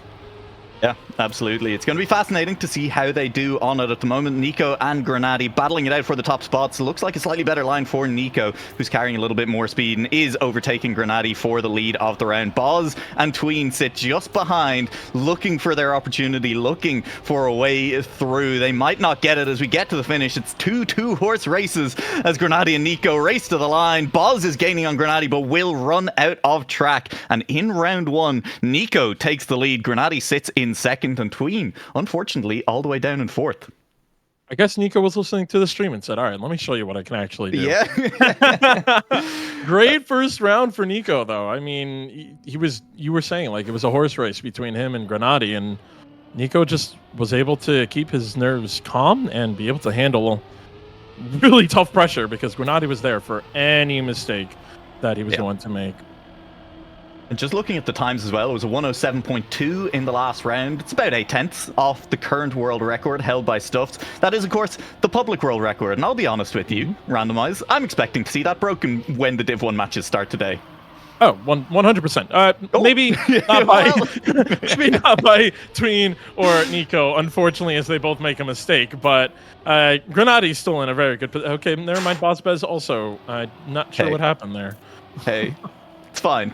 It's only the second round of Div 1. They've got plenty of time left to go to warm up into things. But it just goes to show these maps are brutally difficult. Very, very tough to play on. And I think that especially goes when we're talking about a Mephisto map for competition in general. This is looking like it should be a relatively straightforward Grenadi win, with Tween just sitting in second, and then Bozbez and Nico a long way down the track. What kind of time does Grenadi get? Improves and takes the match record back from Nico for the time being. Oh, Bozbez going for the flare finish there. Yeah. And Nico goes for the flare finish. Not as clean. Hang on. Though. He's running out of time. No, he's fine. He's fine. I thought that dreaded light was going to be in the end of him. Yeah. But he was able to get through there, thankfully. Ooh, meanwhile, in Stuffed's match, you can see the current world record holder sets a new division record in live match play, down to a 106.6. And you'd have to say, our match here at the moment, Randomize, not really threatening Stuffed's division record there, never mind the world record right now. Yeah, I mean, Grenadi got close to it, but, you know, so close, but yet so far kind of moment right there. But as you said earlier, we're kind of just shaking off a little bit of the nerves, the rust, whatever you want to call it. You know, the guys are just getting into it, kind of thing. The first round is always the shakiest. At least I'm hoping that, and I'm praying I didn't just cast a curse the entire match, and we're gonna see 100 million crashes going on. But it is this map pack, so it could happen. It most definitely could, because we are heading to the funny yellow map as soon as we're done with Reshiram, and we will get to see our map intro video for the first time on stream, and I am excited for that, but I'm also excited to see how this round ends, because it is close, a 10th separating the top three. Boz leads the way from Grenadi, from Nico, into that final turnaround. Nico with good speed, Grenadi has slid out completely. He's gone, he's in the wind, and he will settle for fourth place as Tween climbs up to third. Oh man, that is one of the hardest things, is that you're going from ice to grass. It's one thing if it's like dirt or plastic that can kind of grab onto you, get a little snap going. Nah, grass just sends you wherever direction you looked. And unfortunately, the wheelman himself probably was wiggling around like crazy trying to get a straight line, and unfortunately just flies out there, going from second to fourth that round. And Yep. going to take a big chunk out of it. I like to call these points their health bars. Yeah. So You know like, what? that's how I always think of it in my head.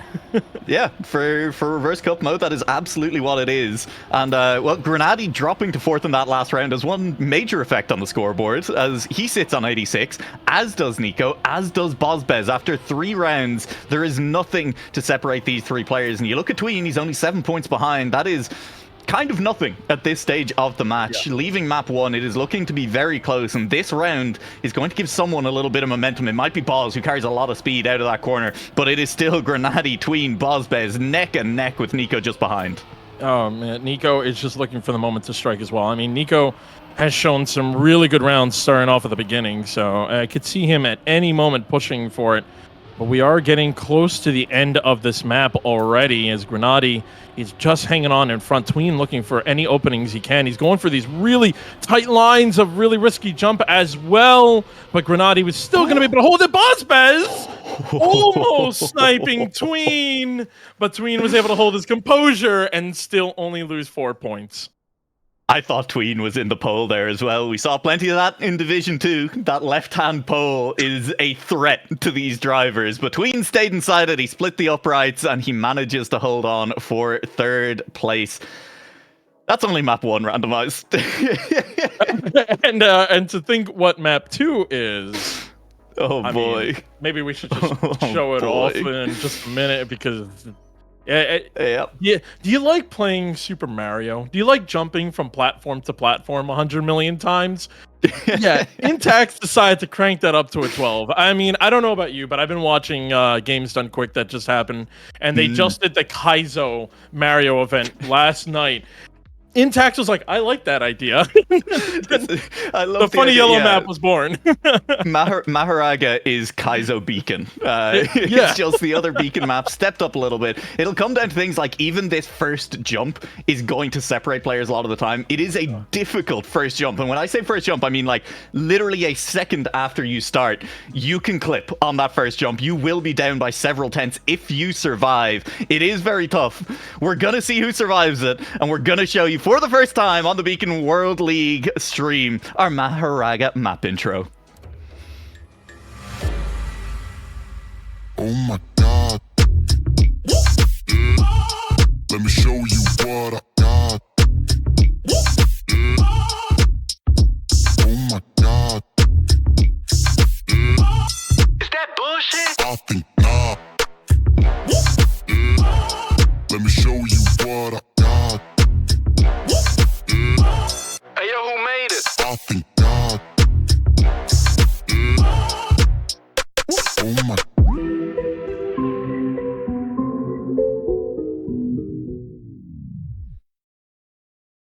We are live on Maharaga for the first time on the main stream. And well, here we go. Jump 1. Does everyone survive? Of course they do. Randomize. I don't know why I was even worried.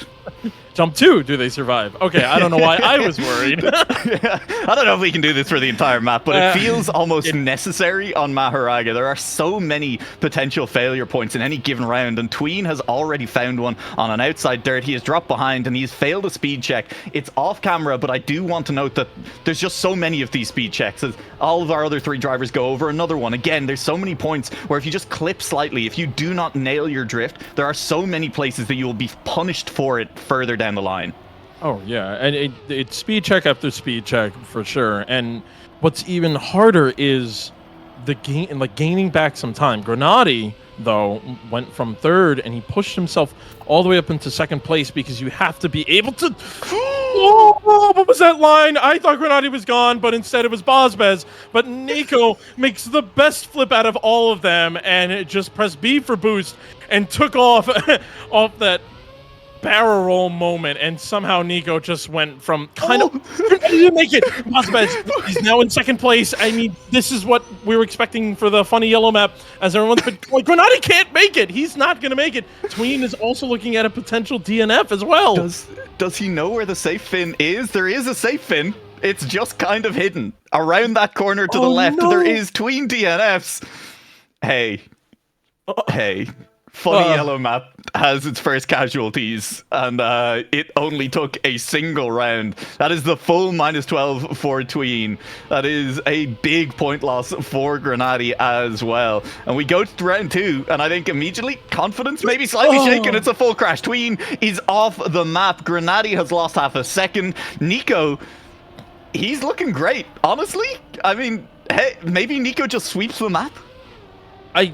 It's possible. I mean, again, but the problem is, even if we want to say that, Nico makes a mistake and falls right behind. That's what I was trying to kind of counter your counter. Yeah. Your caster curse. I was trying to help him out there for a second, but it didn't work out. Unfortunately, now Bozbez is going to be taking the lead. Grenady's right behind, but we haven't even seen the flip yet. And both of these players struggled in that flip moment, and that is one of the scariest parts of the map. I mean, how do you even push such a moment? You can, but there we go. Grenady and Bozbez were able to get that nice and clean one. And what's even scarier is the camera transition. Grenady, I believe, plays in Cam 3, so it's not even a big deal for him. But for anyone else like me, a Cam 1 player, that is a nightmare to deal with. Bozbez will make a clean one, and Grenady going again for that really low line. Made it this time, but yikes.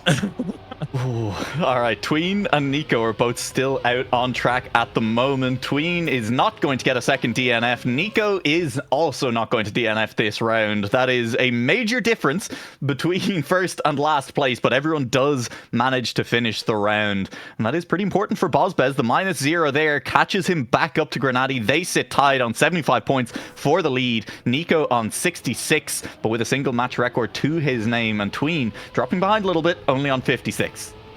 Yeah, I really want to keep an eye on Tween on this one. He has been struggling so much. Oh, just as I say it, unfortunately makes the mistake again. This is just not a map for him, unfortunately. No. I hate to say it, but I would say he would lose. Ooh, Nico makes a mistake as well. So Bozbez nicely up in front. Grenady is not even looking to go against him. Yeah, I have to hold my breath every second these guys make their jumps, because this is just one of those maps where it just kind of snowballs. You know, you make one mistake, that's it. It's kind of I don't want to say impossible to come back, but even at one point, if you make such a big mistake, it's not like other maps where if you're the first one to make a mistake and then the next one makes a mistake, you can probably come back. This one, it's like you make the mistake, it's survival of the fittest at this point. It absolutely is. And right now, the fittest on Maharaga does look like Bozbez, who did pick this map, and it is starting to work out. Won the last round, wins this round, doesn't improve the match record, but did absolutely not need to in this round. That match record still sitting with Nico after round 1, a 109.4. Yeah, I can understand why you picked the map now. I mean, this was a fantastic map for Nico. This is what you need, right? Like when you are in a position where you may not have the best times, you're versing some of the hardest players. You got to put them on the hardest map, in my opinion. I would say this is probably top 2 hardest map in the map pack. So it was kind of like what you were saying earlier, where you pick one map that you may not be that good at, put that on the ban schedule, and then you take your best map and you just pray that one never gets banned, and then you could pretty much take him on. And unfortunately, though, as we were complimenting him, Nico is struggling in the back now, so he's going to be out of this one. Bozbez and Grenady are going to be the ones up in front. Excuse me, I made a mistake. I meant to say Bozbez was the one who picked it. I kept saying Nico because my camera was on him. My apologies on that one. Everything I said for Nico, just throw it onto Bozbez. Just reword it in your brain as we head into this turnaround. What this map did to me. I'm still trying to figure out how Grenady survived on round 1 in that turnaround with a shaky landing. This time around, we're getting a bit of a close round. Bozbez needs to not fail this finish. He's dropped a wheel over the edge of the grass border there, but he should still have the speed for the end. He has got it, and he goes to 108.7. That is a much better time for the map, and all of a sudden, Bozbez has walked away from Maharaga looking very, very good. Looking, I would say, like a genius for choosing to pick it. And a DNF. Nico didn't even try to go for it, unfortunately.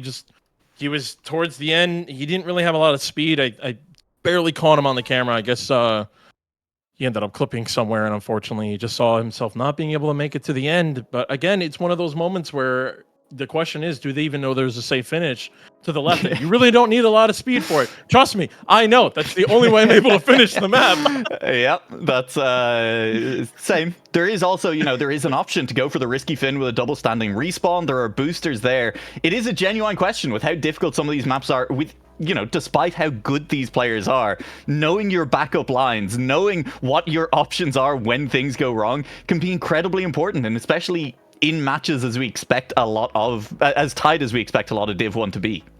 Yeah, no, exactly. So, I mean, it's one of those confident things. You're constantly training the maps. You're constantly going for PBs, and like some people do like round PBs as well, where they keep track of that. So it is very possible that they just never really took the time to find every angle you could take on a map, unless you're someone like Nixotica, who found a few extra lines in some of these maps. So, I mean, yeah.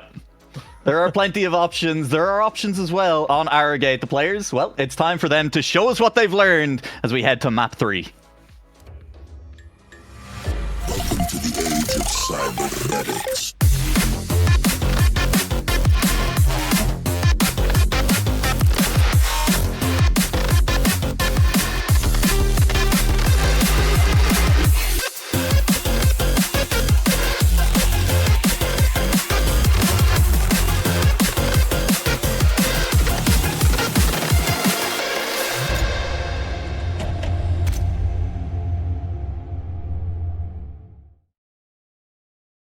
And on to the player that we have no idea how he's going to do. Tween has picked this map, Arrogate, and I'm very excited to see... okay, never mind. Nico and Bozbez are up in front, taking on Arrogate, as Tween, unfortunately, the map picker himself, struggled at the beginning. I mean, this is one of those things where you're not always every day playing with a reactor, as well as not playing with a reactor up, as Nico didn't even make the transition, unfortunately. So I can imagine it's a new skill to learn. And unfortunately as well, one of the things one of my friends and I like to say is, when you figure out something that is not a good thing, we call a mental lock unlocked. And so it's one of those moments where that is there now, and it is terrifying on your mental game, and you just have to be able to block that one out. And speaking of blocking out, Bozbez is looking to deny Grenady for first place, but Grenady is looking to fight his way in to the transition. Bozbez goes for a lower landing. Grenady does not have the speed to take him on, maybe. Nope, it's Bozbez. That gap, about a 10th at the finish line. It was about a 10th.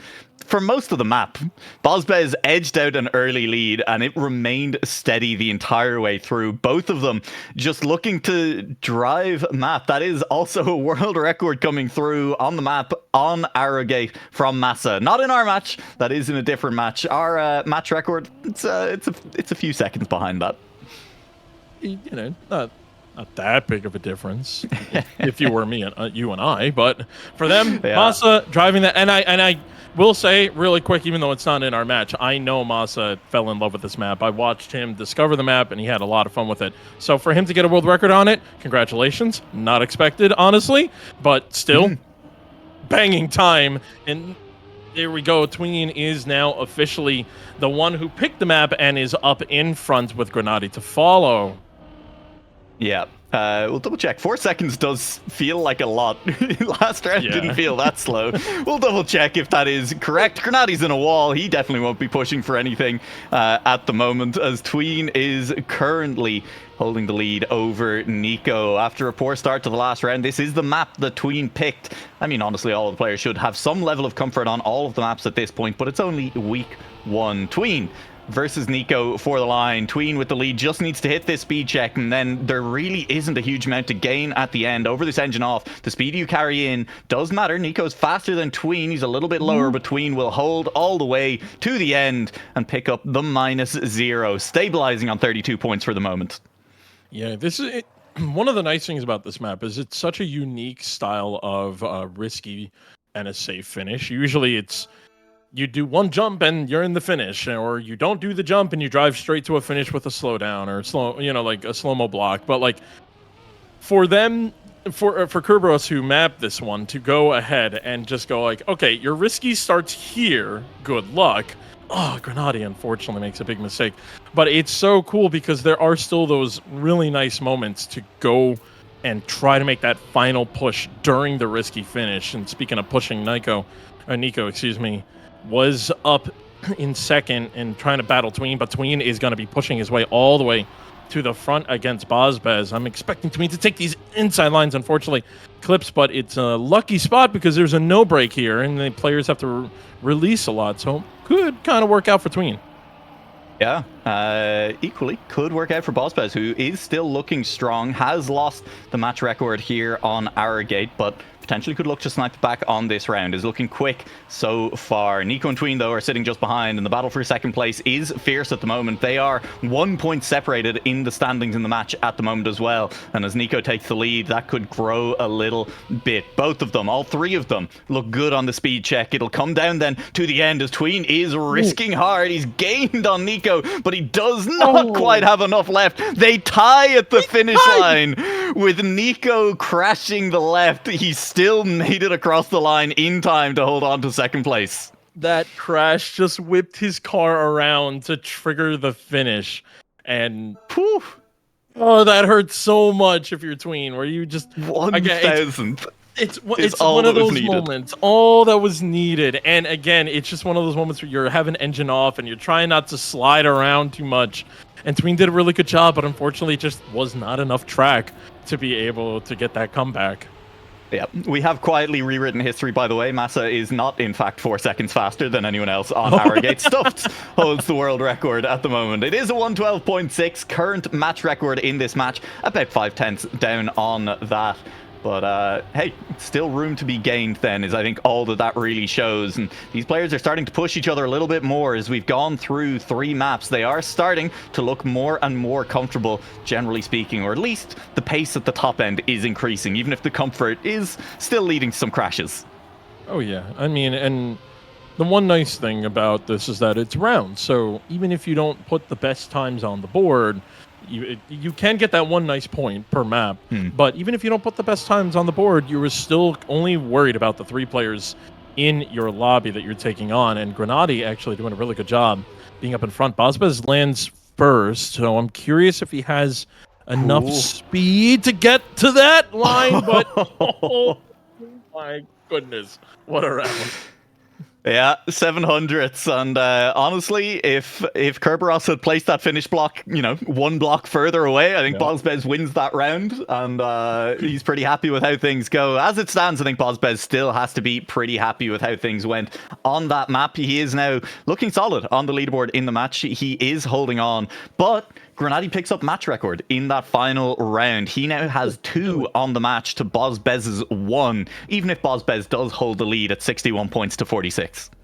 Yeah, I mean, in the end of the day, it's all the points are gonna rack up, right? This is only week 1. This is only round 1, and the idea is that you want to start yourself strong, especially because this is your map pack for the season. So people are only going to get better on these maps. The competition is only going to get harder as we move on through the week. So set yourself up nicely, and Grenade's doing a nice job getting that 2 points. And I mean, this one is the decider, so no one really picked this map, so I'm not really sure what we're going to expect out of this one, especially because, again, Tween decided to hide all his times, and Tween did pick the last map, expected him to do a lot better, but this could be it. Maybe he was like, you know what, let me get that map out of the way and then do Xenogen instead. Yeah, maybe Tween is a Xenogen player. He'll have to hope so. Currently 4th place and looking to pick up some big points on the map. We head to map 4. We head to Xenogen. Humans, what have you learned?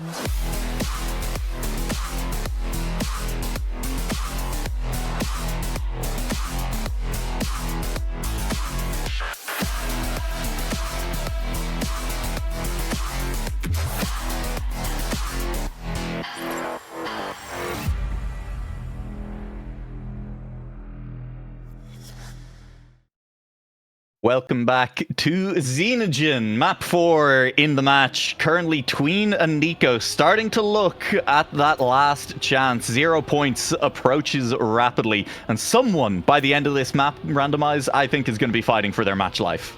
Yeah, I would say so. There's one person in particular that is not looking too hot when it comes to how many points he has left, but Tween is up in front here. So the nice thing is when there's still 4 players on the field, you still have that -0. So this is the chance that Tween will really need to try to push and just keep those -0s going, because you want to really try to drain the other points out quickly out of the other players, especially because we saw him struggle early on with the other maps. So try to get them down quickly, because if for some reason all the players are alive by the second map, it's going to be a struggle for Tween, but Tween still holding forward. Bozbez is just behind him. There's a moment here where you can get 8 points. Boz ends up completely crashing out, so this is going to be good for Tween. It's a scary little finish, but he makes it happen. Yeah, 110.9 is the final time. That is a solid opening round time as well from Tween, who might just be a Xenogen player after all. He is looking pretty good on the map, and crashes/touches for everyone else. Grenady had a bit of a touch. Nico and Boz both had pretty major incidents over the course of the track there as well. So, as you were saying, definitely a chance now on the map for Tween to start to pull things back in this match, and with Grenady crashing immediately off the start line, that's starting to feel better straight away for Tween. Yeah, I mean, one of the top players, I would say, in the entire division just eliminated himself for this round. So that's going to be huge for Tween, as he, again, going up against Bozbez up in front. I guess this is not 100% one of Nico's favorite maps to play in rounds, but Tween now looking to actually fight his way up as these guys are pushing very close. Nico finds himself into the competition. Tween ends up bouncing so hard to the point where he couldn't even recover that one. So now Bozbez and Nico are going to be the ones battling this one out up in front. 900ths of a second separating the two players. Bozbez gets a weird grass line, and he's going to fall so far behind. Nico, if he pops that HUD, he knows, I just need to aim for that finish, and I'll be fine. Yep, stay safe. Is he pushing for the match record as well, though? Could be a decent time here. 110.8. He was a long way off it, actually, when it came down to it. He will... Well, no, sorry, I tell a lie. It was 110.9. I still had 109s in my head from a previous map somehow. Don't worry about it. That is a match record. Nico will move in front on that one and pick one up for himself. And unfortunately for Tween, that is about half of his remaining points wiped out in a single round.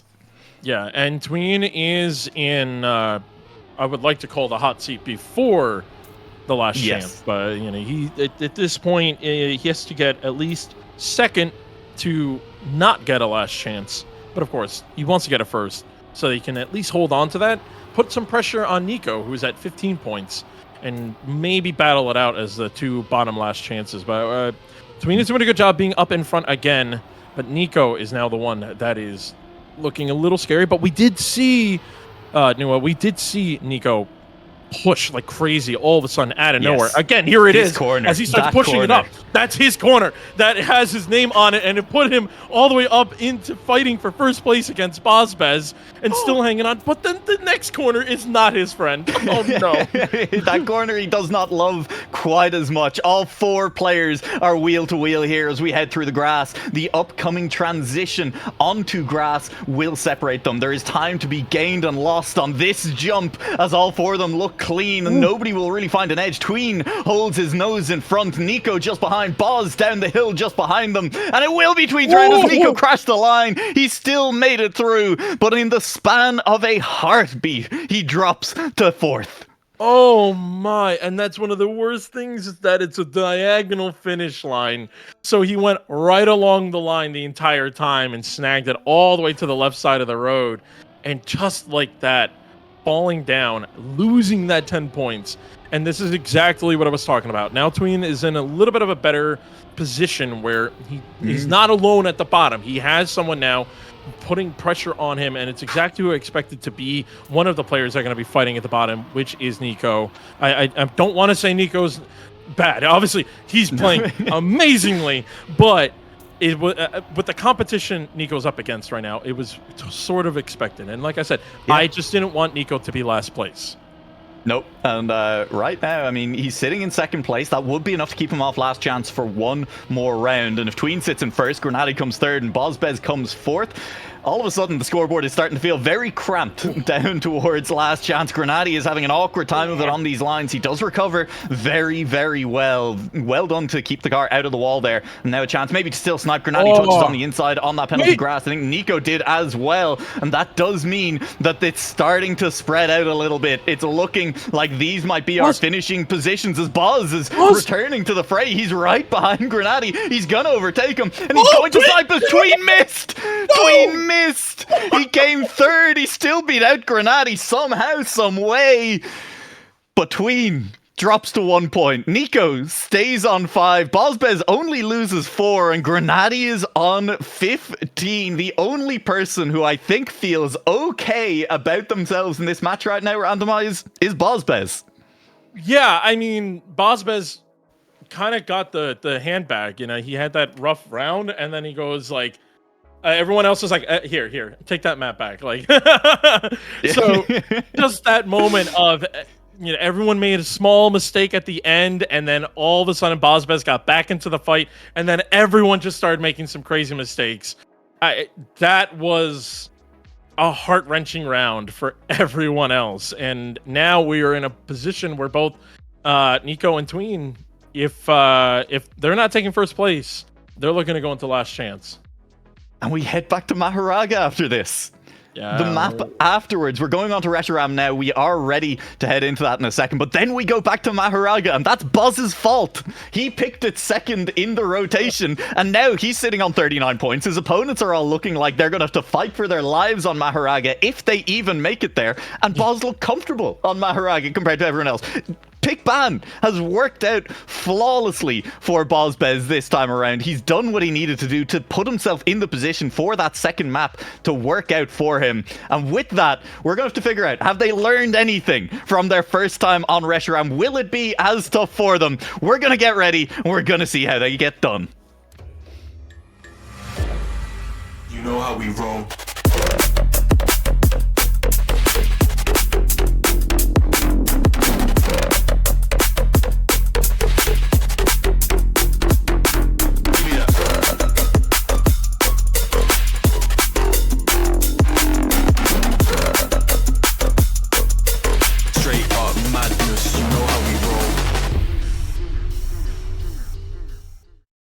Back into Reshiram, the top of the map picks. And now, unfortunately, Tween was one of the players that was struggling on this map, and now he sees himself back in fourth place. Early into the map, though. Not too bad. Still within the pack, but I'm sorry. I thought all the way over here in America, my caster curse can't reach him that well. I thought like I was finally, for the first time in my life, I was never going to caster curse anyone. No, the tinfoil hats are still not working. Doesn't matter how far you are. Unfortunately for Tween, if anyone makes a mistake, I mean, Tween's still going to lose points. It's a -7 for him. Yeah. So Tween's pretty much out on going to go into last chance unless everyone here, Grenady and Nico, just make a big mistake. It's not going to happen, though. Right? Yeah. Right? Hey, how about a full crash for Nico? And I mean, that's ideal. If Tween can get past Nico, and Nico has full crash at the end as well, that's going to send Nico to last chance as well. Grenady takes the -0, remains at 15. Tween is going to pick up second place. He'll go to last chance. Bozbez is going to end up in third as Nico DNFs. And honestly, Nico, I think, still needed to beat out Bozbez there. He still had the chance to, could have given Bozbez a -10. But as it stands, randomized, we've got double last chance. We've got Grenady on 15 and Bozbez on 32. I'm a wizard. I just said one word and everything went wrong, and I feel so horrible. And I hope they don't come back, watch the VODs, and go, this American caster, just shut your mouth, man. But Last chance. That means you got to be 4th place to be eliminated. And Tween is up in front right now. Not looking so good for Nico, who's fighting in the back. Oh, a big mistake coming out from, I believe that was Bozbez. Boz, yeah. So that's looking good for our 2 last chance players. Bozbez, though, has that kind of room to make that mistake, especially if we do go to the funny yellow map. It's not going to be the worst thing for Bozbez. Yeah, I mean, he has a bit of room, but he has 30 points. That's 3 last places, and he's basically gone. He's down there as well, alongside everyone else. He is still in position. He could still catch back up. If there is a big mistake from anyone, it'll probably be enough for Boz to gain that second back. But right now, Grenady, Tween, and Nico, none of them are making those mistakes. If Grenady can pick up another round win on Reshiram, remain pinned at 15 points, his chances of winning this match are starting to improve. He's gonna just about lose out to Tween at the line. He got wobbly on the exit from the ice, and Tween took full advantage. That 14 thousandths of a second, man. I mean, I can't.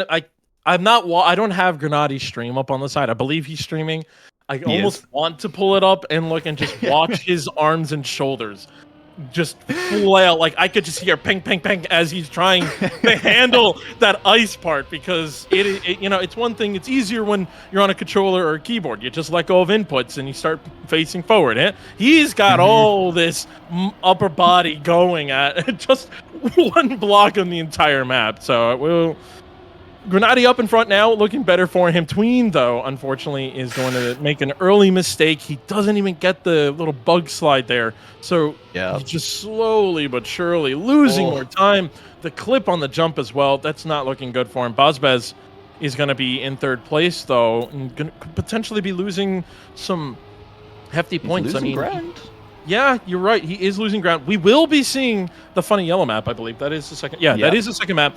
So we will see it. So maybe he's just kind of cruising. He's like, all right, no big deal. I'm not going to take on Grenady for the map point, but I just need to make sure that I get someone eliminated here just to make it a little bit easier. And I believe with that, it's looking like Tween is going to be the first one eliminated.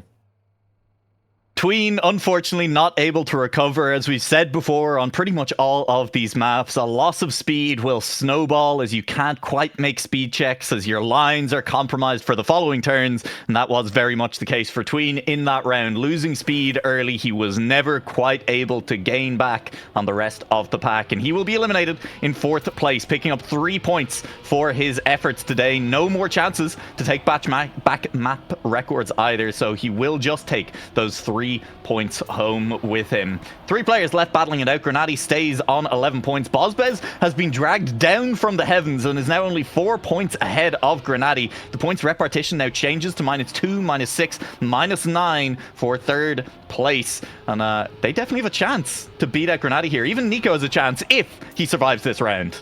I was about to say, I don't even think Nico cares about the point repetition. He just needs to get out of 3rd place right now. But Bozbez and Grenady doing a really good job. Nico...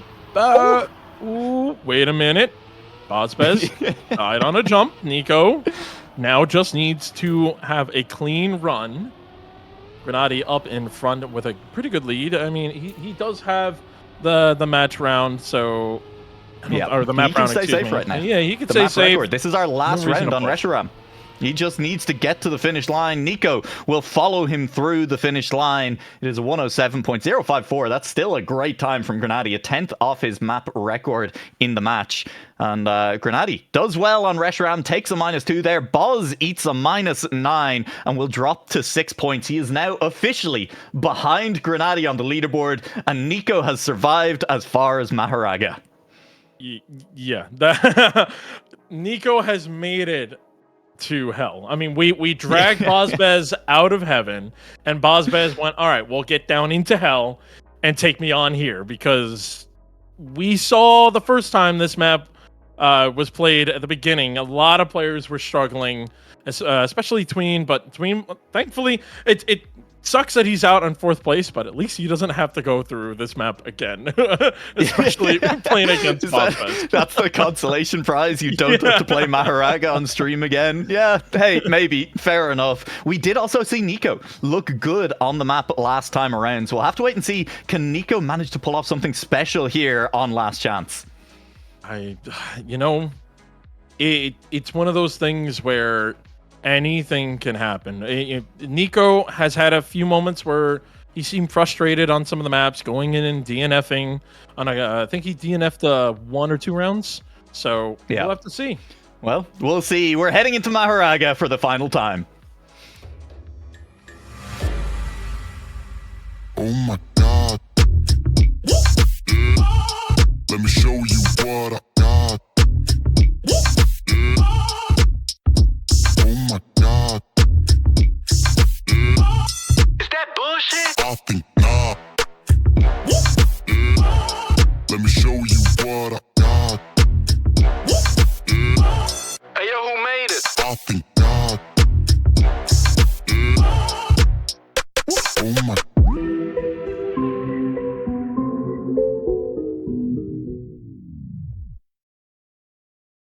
One player fighting for his life. Nico trying to survive on Maharaga with Boz and Grenady, then still very much in danger as well. All 3 of our remaining players do have some of the match records. Grenady currently sitting with 2 of them. He has taken, which ones has he taken? Arrogate and Reshiram. Nico does hold the map record on Xenogen and will walk away with that point. We will not be seeing Xenogen again, so very well done by him, as he does make the first mistake on Maharaga, and all of a sudden he is fighting for his life, and it's up to Grenady and Boz. Handshake the round and just send Nico home. Yeah, I mean, we can't count him out yet. I've learned the hard way about when I said that earlier. So we can't count him out 100%, especially because Nico, as soon as he made the mistake, he went for a safe line. So at least he did his research on these safe lines, unlike some of the other players I don't know has done their research. But Grenady flies as Bozbez, I think, clipped his wheel on the flip and falls down into second place. Does survive. Does he have the speed for the end is really the question right now. He is a little bit slow. He might crash out. He's going to straight up miss the end. And that means Nico survives another round. Bozbez, after all of that, as we have said so many times, one mistake, one clip, one slowdown snowballs into the next. And that means Bozbez will head to last chance. At least he knows where the safe fin is. I mean, at least he knows where it is. It was a pretty good. I mean, he more than likely he knew he was going at the last chance. So I think he was practicing a little bit, checking his speeds, and go, can I make it at this speed or this speed? No, okay, go into safe. Let's get into the next round. And I mean, we did see Bozbez play this map really well, so we could potentially see a triple last chance if Nico can clean up a little bit and get up there. Yeah, exactly. If he can overtake Grenady, which he has the speed to do right now. Grenady just about clearing that speed check, gets wheels on the ground, but drops behind Nico. Nico survived the section where he crashed last time. He jumps lower than Grenady through that speed check as well, setting up for the drift a little bit earlier, allowing Grenady to crawl back a little bit, clawing his way towards those back tires and carrying more speed over the dirt. This battle is for survival. This battle is potentially for second place in the match as Bozbez pulls away in first place, and we know he can bang these rounds in on Maharaga all day. Oh yeah, 100%. But he did have a mistake there earlier, was able to clean that one up, and Grenady had a really good flip and flew away from Nico. But Nico just needs to find the line. He has to try to get the push. It's the last second. Does Grenady go wide? No, he's looking good. And just like that, Nico, unfortunately, will be eliminated and taking third place. Yeah, and that is a new division record for Bozbez as well on Maharaga. Picks up the match record as well along with it. And he is looking very good on this map. Grenady drops to a single point. Bozbez is on last chance. That means Bozbez needs to win the 2 remaining rounds on Maharaga to win this match. Grenady only needs to pick up one of them. Yep, this is it. This is the last map we're going to be seeing for this match. Because if Grenady wins, we're done. If Bozbez wins, we got one last final round. So 2 rounds left on the funny yellow map, and I'm pretty sure the chat is cheering on for Bozbez right now. We want more funny yellow map as Bozbez is just taking off up ahead here. He has had a little bit of a wonky line here, but still been able to pull this one off pretty nicely. And Grenady has been taking a bit more airtime every round, and I believe that's one of the reasons why Bozbez has been able to push so far ahead every single round. Yeah, the times are there, the pace is there for Bozbez, and he has the edge over Grenady right now, barring any mistakes. That was the one place he's made a mistake on our second visit to the map, and with a full crash from Grenady, that looks like a round win for Bozbez, and it looks like mano y mano. It's cage match time. 2 cars enter. One more round on Maharaga. Only 1 car will leave.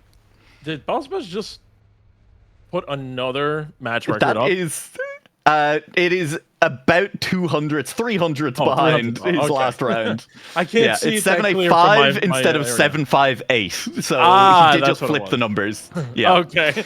But here we go. Hey, here we go. Last it. This is it, Niwa. Last This round. is the end. It's for all the marbles as Grenady and Bozbez take to the track one more time, and it is a slightly better start for Boz, but Grenady's caught back up on the uphill with speed. He gets a better exit with a no slide at the end of that dirt, as maybe expected from the wheel player, master of dirt exits that he is.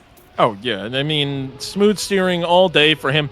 Grenady even fixing up his lines a little bit. We could see him trying to go for those lower lines, but Bozbez just had an insane amount of exit speed. But Grenady, again, still doing a really good job dealing with any slippery path. He's been able to get as much speed out of them all through the uphills. And Grenady has to try to keep this jump and go for the flip.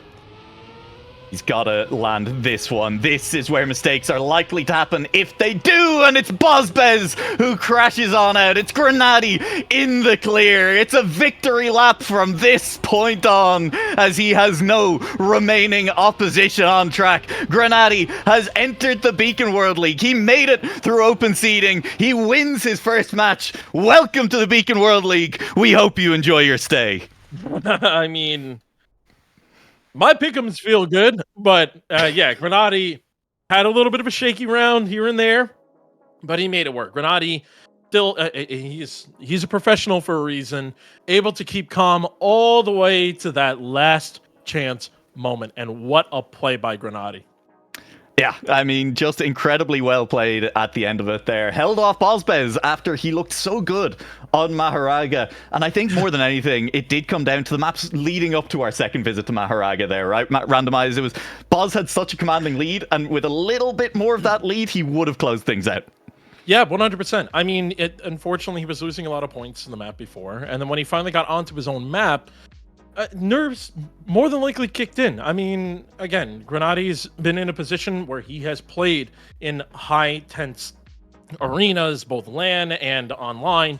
Bozbez has not played as much as those, so not a surprise that Grenady was able to buckle down, and Bozbez unfortunately made a small mistake that just pretty much ruined it for him to take the first place. But it was only week one. But we know what he can do now. It's only week one, and that is going to be it for matches for week one, and it's going to be it for the casters for week one. Randomized, we're going to say goodbye for you for the moment, and we're going to head back on over to the analyst desk to break down our first match, and hopefully to have a little bit of an interview with Grenady as well. Before we get there, gut reactions, Babs, Otak, I'm going to come to you first. Babs, how you feeling about that? Our second place player from season one taken down by a newcomer. Who is this kid?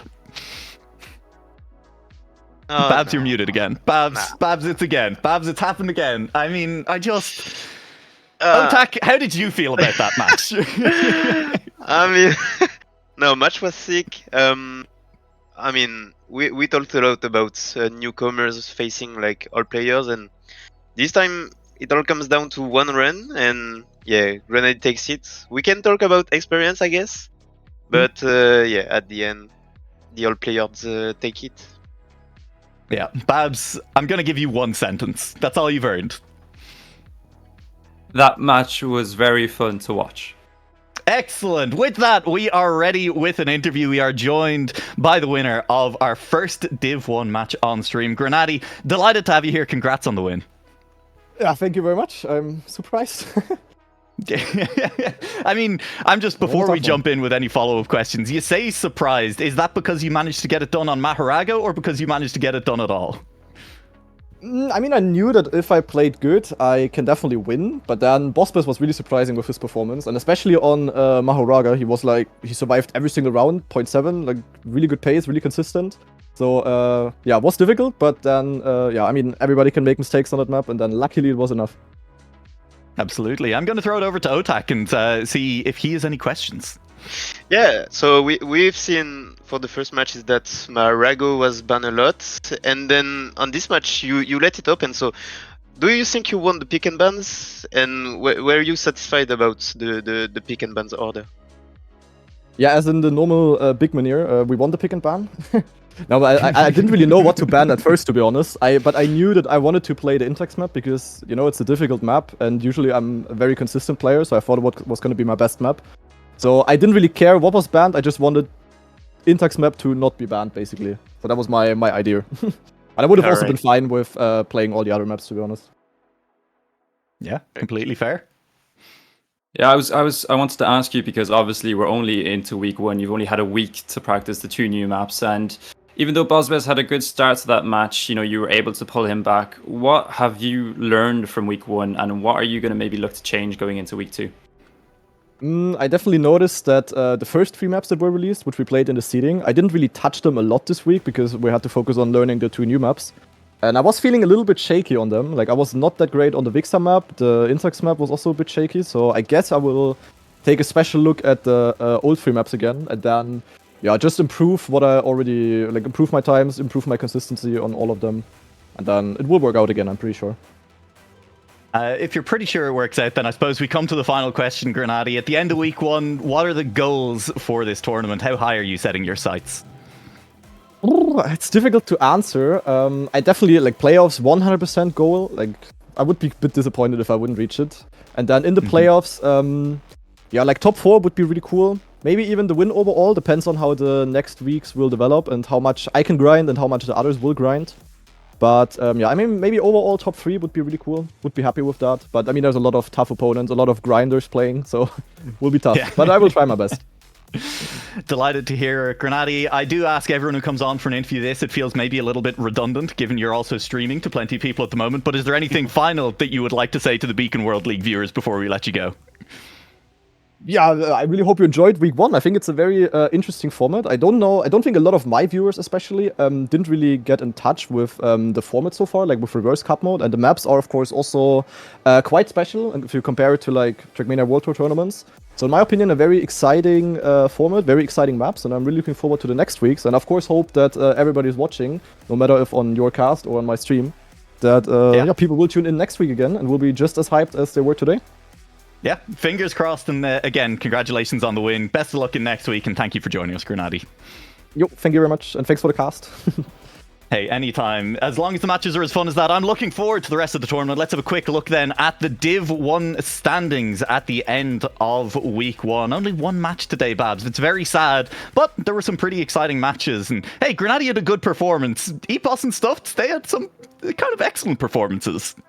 They had some, especially Stuffs was an insane performance. I think the only word to describe him in that match was untouchable. He was playing against Wizzy and Nixotica. I think Nixotica was the only one who could challenge him sometimes on some rounds, but really he was dominant pretty much elsewhere, setting some incredible times. Even a 0.4 on Heartleap. No, was that Heartleap? I can't remember, but it was 0.1 off world record, which is just incredible from him. Epos, obviously it was a little bit more difficult for him. Crows held on to him for quite a while, and actually that match went down to a triple last chance, but Epos came out victorious, and obviously we saw Grenady play, and Josh actually beating out Massa. Yeah, pretty impressive there. I mean, Otak, are you surprised to see Josh over Massa there? I mean, no, I know Josh trained a lot, Massa as well, but I mean, Josh, he's just grinding, and yeah, for the rest and more generally, I mean, stuff was insane. He was as a difficult first half of the match, and then on the second half he managed to recover. And honestly, I'm quite sad for Crows, because he was leading at first, and then he finished like fourth. So I mean, I'm quite sad for him, and obviously I'm quite disappointed for Twin because he was my pick'em, but you know he will come back stronger for the next week, I'm sure. Yeah, no, absolutely. And well, we're going to come back stronger as well. After a break, we are going to throw to a quick break, and then we will be back to break down the entire day, just spend a little bit more time mulling over how things have gone. Thank you very much, everyone who has watched up until this point. Stick around for a little bit longer as we are joined by Boney and Randomize to break things down after this break.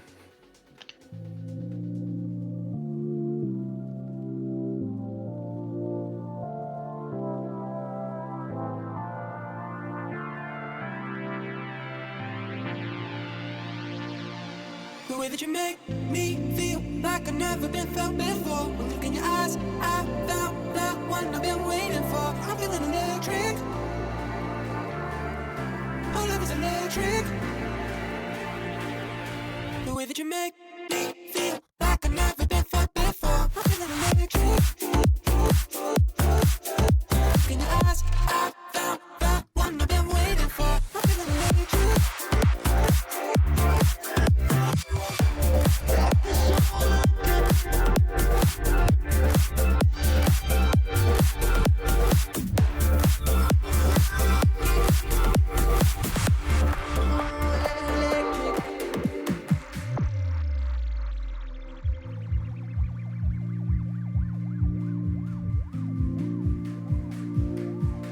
The way that you make me feel like I've never been felt before. Look in your eyes, I found the one I've been waiting for. I'm feeling electric.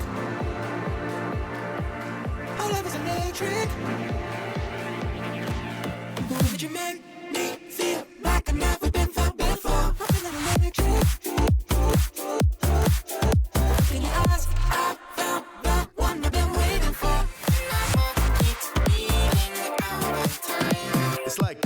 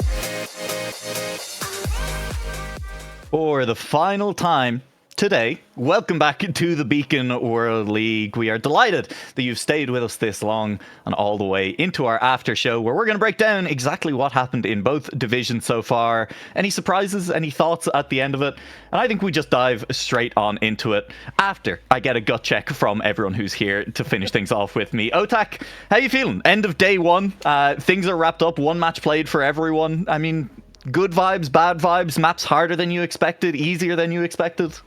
I mean, good vibes. I mean, also, I thought the level on Div 1 were gonna be like way lower than I expect. Way lower than what happened. Like the level was really high, so I didn't expect that. Also from Div 2, it was close matches as well, but Yeah. you know, it's only first matches for everyone. It's just to put them in a confident or not confident mood. It will depend for the next matches, but yeah, it was good.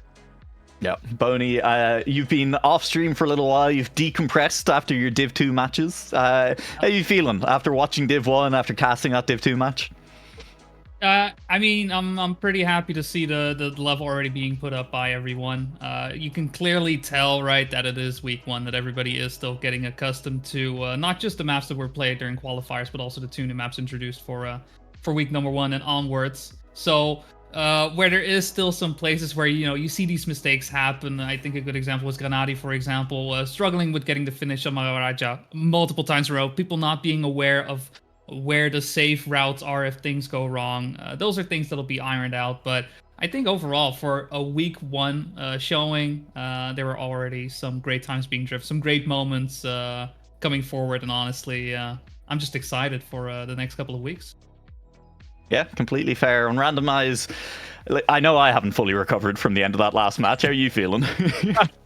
I mean, I was saying off camera, right in the last round where everything was going wrong for Bozbez was also going wrong for me. I was dying on this side. I had to mute my mic. I was choking up. And that's what that match did to me. I could not believe what was going on. But at the same time, it's such a hard thing to say that I could also believe it, because these maps are brutal, and even the best of the best can struggle. Yeah, no, they absolutely can. Speaking of the best, let's take a look at the best of the rest. Div 2 has 1 match played, as do both of our divisions at the moment. And with 1 match played, how are things looking for our players? Manta sitting at the top, but it is a 3-way tie in Division 2 at the moment, with all 3 of those top 3 players picking up exactly 3 match records. And I think all 3 of these players will be looking to lock things in. I'm going to remind all of my analysts and everyone watching at home, the top 2 players in Division 2 at the end of the season will secure themselves automatic promotion to Division 1 for Season 3. Seeds 3 to 6 in Division 2, that is 4 players, will be put into the promotion relegation tournament for Division 1 as well, which will be fairly exciting come the end of the season. Randomize, I'm going to come straight back to you for this one. I mean, there's 2 NCSA players currently sitting in that top 6. Yes, sir. And exactly who I expected to see up there. I mean, Charles, what do you got against Random? Hang on. No, okay.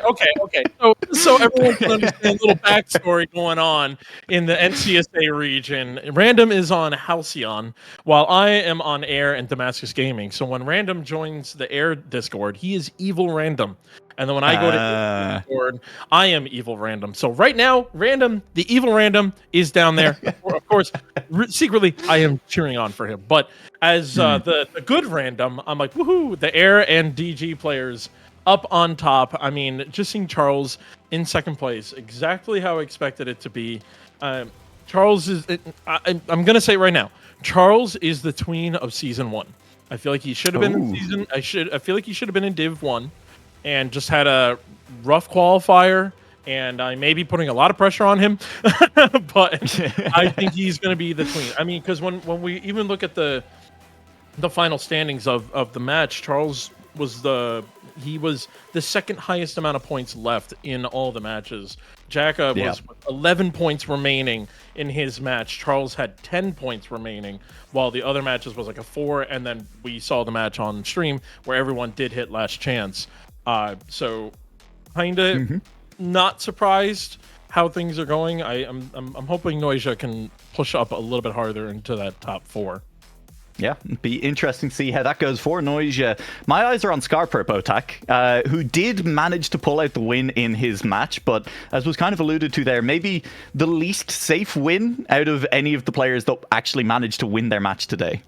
Yeah, but then again, it's the first match of plenty of them, so I mean, True. I'm quite confident for the rest. And yeah, when I see we have a lot of my fellow French people in the Div 2, and so yeah, I'm sure that they'll keep grinding because I know them a bit. So I know Scarf will keep grinding a lot. I know Dark as well. Dazzle was in a complicated position in his match, but yeah. Like his position in the division is not representing what he has achieved on this match, so I'm quite confident for the rest of the league. Now, just mentioning Dazzle there in particular, I'm going to be honest with you, Otak. I don't think things get much better for him next week, where he gets immediately thrown into a match with Charles, with Scarperp, and with Noisia. No, but it's okay. It's okay. I'll give him some replays. I'll give him all he wants. Personal training. Yeah, he will do it. I'm not worried. Yeah, well, we'll have to wait and see. It would be fairly... If Dazzle does manage to pull out an upset in that match, it's going to be very exciting. Maybe one that we can watch next week. We'll have to figure out You'll what hear we're me watching. scream from America. Yeah, either way, yeah, fair enough. Yeah, Boney. it's a battle between me and Randomize. Yeah, exactly. Yeah. I got 3, you got 1. Let's go. Hang on, Otak, how do you feel about coming back for one match next week? And we'll just throw you and Randomize on the broadcast for that one. Yeah. Boney, casting our eyes down the rest of the Div 2 table, anyone in particular you're kind of looking at after, I mean, again, only one match, but anyone who looks out of place to you at the moment?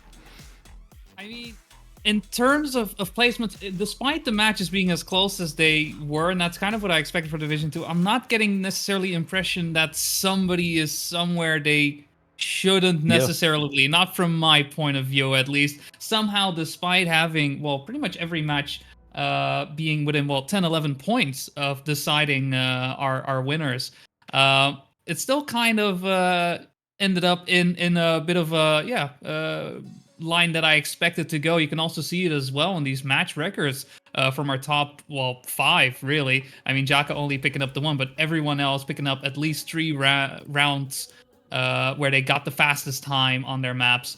It's, I'm hard-pressed to say, ooh, I really would have, expected them to be higher. I personally would have loved to see even Jufso higher, but that's just me being Dutch with Dutch pride, wanting to see him at the top.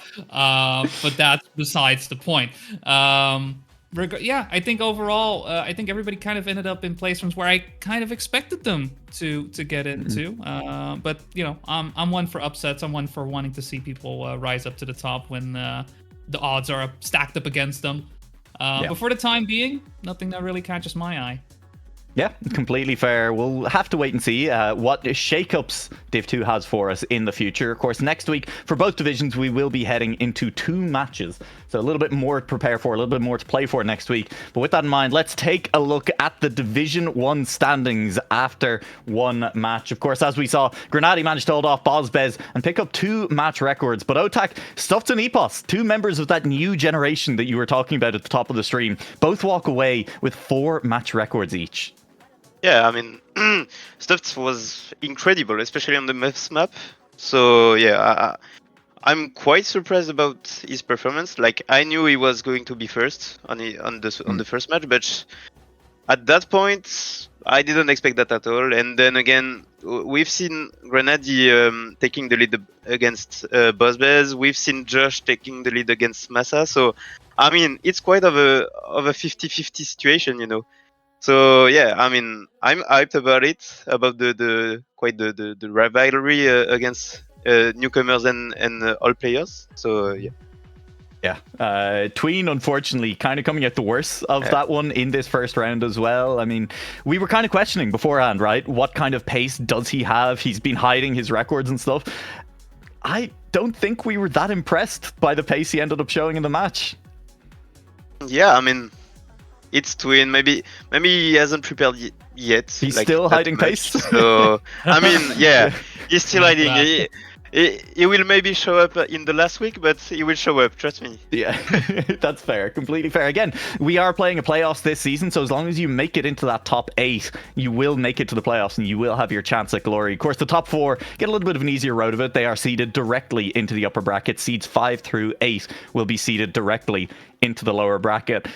7th place, Nixotica, still in those top 8 positions at the moment, Randomize. And from what we heard about how that match went, maybe the only player to really challenge Stuffed, unfortunately unable to walk away with any match records because Stuffed was being greedy today. But that's still maybe a good sign for Nixotica over the rest of the tournament. Yeah, I mean, Nixotica did take 2nd place in his match. Stuffed walked away with 56 points remaining. So Stuffed was on a cruise ride, and Exotica did his best taking on Wizzy and Elcon. I do have to mention, though, I'm very happy to see how Exotica is doing. And I expect it to just get better as we go on, because Nixotica has played against these people before. He's played in the old TMCL, the Challenger League stuff. So like, this is nothing new to him to take on some big names. But speaking of big names and newer names, can we just talk about for a fact that Paco is currently sitting down, tied at the bottom? It's a name that I was not expecting to not only be near the bottom, but to be currently 16th place in the in the overall league. Yeah, look, it does have to be said, after round one, those sitting in 13th through 16th, they are all actually just tied. They all have exactly 3 points. But you're right. I mean, Elcon is also down there tied with Paco Boni. Like, it's tween Elcon and Paco 14th, 15th, 16th on that leaderboard. Yeah, I mean, in that sense, in any other situation, you may even see them at the top, right? But it just goes to show how stacked Division 1 is at the moment, where Division 2 was quite close. Division 1 seemingly very much showed how well prepared some of these players were. I even saw, watching along with the match from Stuffs, Nixotica calling Stuffs Division 0. Just because of how good his pace is. And I feel like that could be said for most of these players at the top, that, you can see between Elkan and Pustupaku, who, again, great players in their own rights, just seemingly not as prepared as the rest of the players, and it very much cost them a lot. Where with the Crows, for example, in 13th place, getting into Division 1 from Division 2, you might say like, oh, had a bit of a bad match. He ended up in triple last chance, so fair enough. But with tween Elkan and Pustupaku, you just expect a bit more from them. But I suppose, the play field is simply too competitive at the moment for the practice that they've put in. Yeah, absolutely. I mean, hey, it's only 1 week, but we are already starting to maybe get a sense of where these players are going to end up by the end of the season. We're coming now to the end of not only the day, but the end of our broadcast for the day as well. And with that in mind, I want to go around and ask everyone for one final prediction. I'm going to look at Division 1 specifically, and I'm going to ask, which player do you think is going to be the most surprising over the rest of the season? That can be positive, that can be negative. And I'm going to come to you first, Randomize. Who do you think is going to surprise us over the course of the rest of the season? Ah, man, you threw me right right under the bus. I did. Yeah. Let's go. I've changed my mind. We're going to Boni. Randomize, you get a second. Go ahead. Boni. No. Honestly, I'm so far from the names that I see, Beta Toast honestly surprising me getting into second place. Who, we've also seen last season somewhat finding his way through, getting a good match in and a batch match in. I'm very much hoping for him to, keep up that second place momentum and push forward with that and secure that 8th place completely. For now, exactly an 8th, but I'm hoping he can do much better. Plenty of Trackmania to be played between here and the end of league play. Randomize, you've had a second to think. Where are we at? So I gotta say, the person that I'm gonna be keeping my eye on, and I really think he can surprise everyone and start to really make some big headway, is going to be Josh. Josh is, he's a full speeder. Like you always see him on the leaderboard for any full speed map, the hardest maps you can ever see in the world. Josh is up there. If he's not number 1, he's number 2. And just to see him in a much more heavy mixed competition and to be able to start off in 4th place is really good. And my IRL name is also Josh, so I gotta. Bias. I see. It's not just bias. Hang on a second. It's not just bias. Rooting wise, it's bias. Yes, but I will say, as the stats show, like on paper, Josh is looking like he could be someone that can just blow everyone out of the water. It's just going to come down to how well he's going to handle the pressure moving on. Because, like I said, he's sitting in 4th place right now. I could see him easily staying up in the 4th place and even maybe putting some pressure onto like Grenade, honestly. Yeah, completely fair. Then Otak, we're going to come to you finally.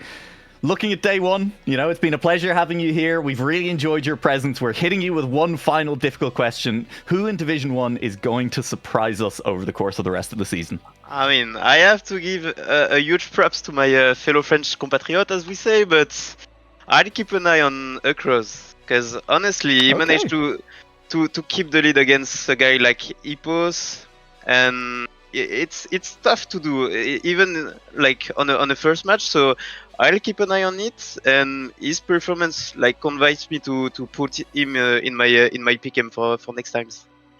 Okay, that's it. Now, Akros next week does have his first match against Grenady, Ender, and Wizzy. That feels like if he's performing well, definitely a match he has a chance in. And then he goes up against Nixotica, Nico, and Josh, which I think out of the two matches feels like maybe the harder match next week for him. Yeah, but it's again me against randomized, so I mean, we are going to see who takes it at the end. But I mean, just leave the broadcast to you two next week entirely.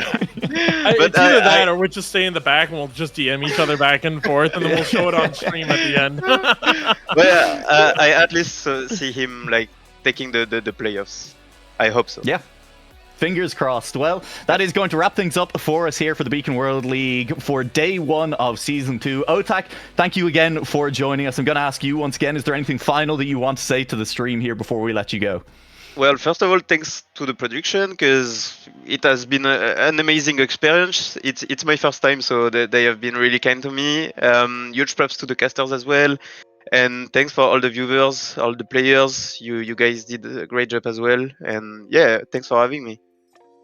Yeah, well, thank you very much. Thank you very much to Boney and Randomize and Babs, I guess, for joining today. And to all of the viewers at home who have joined us for week 1. This is not the end. This is only the beginning. We will be back at the same time next week. That is 3 p.m. CEST. Matches kick off. It'll be 4 whole matches. A treat for you next week. 2 matches from Div 2 into 2 matches from Division 1. Division 1 playing for their share of that €2,192 prize pool. You can donate to that prize pool still. Hit exclamation mark donate in Twitch chat to pull up the link where you can go and contribute to watching all of these wonderful players play and give them a little bit more to compete for as well. Keep up with all of the Beacon related news. Follow Beacon on Twitter. Join the Beacon World League Discord. Do whatever the hell you want, but come back next week for sure, as we will see you there 3 p.m. CEST. You won't want to miss it.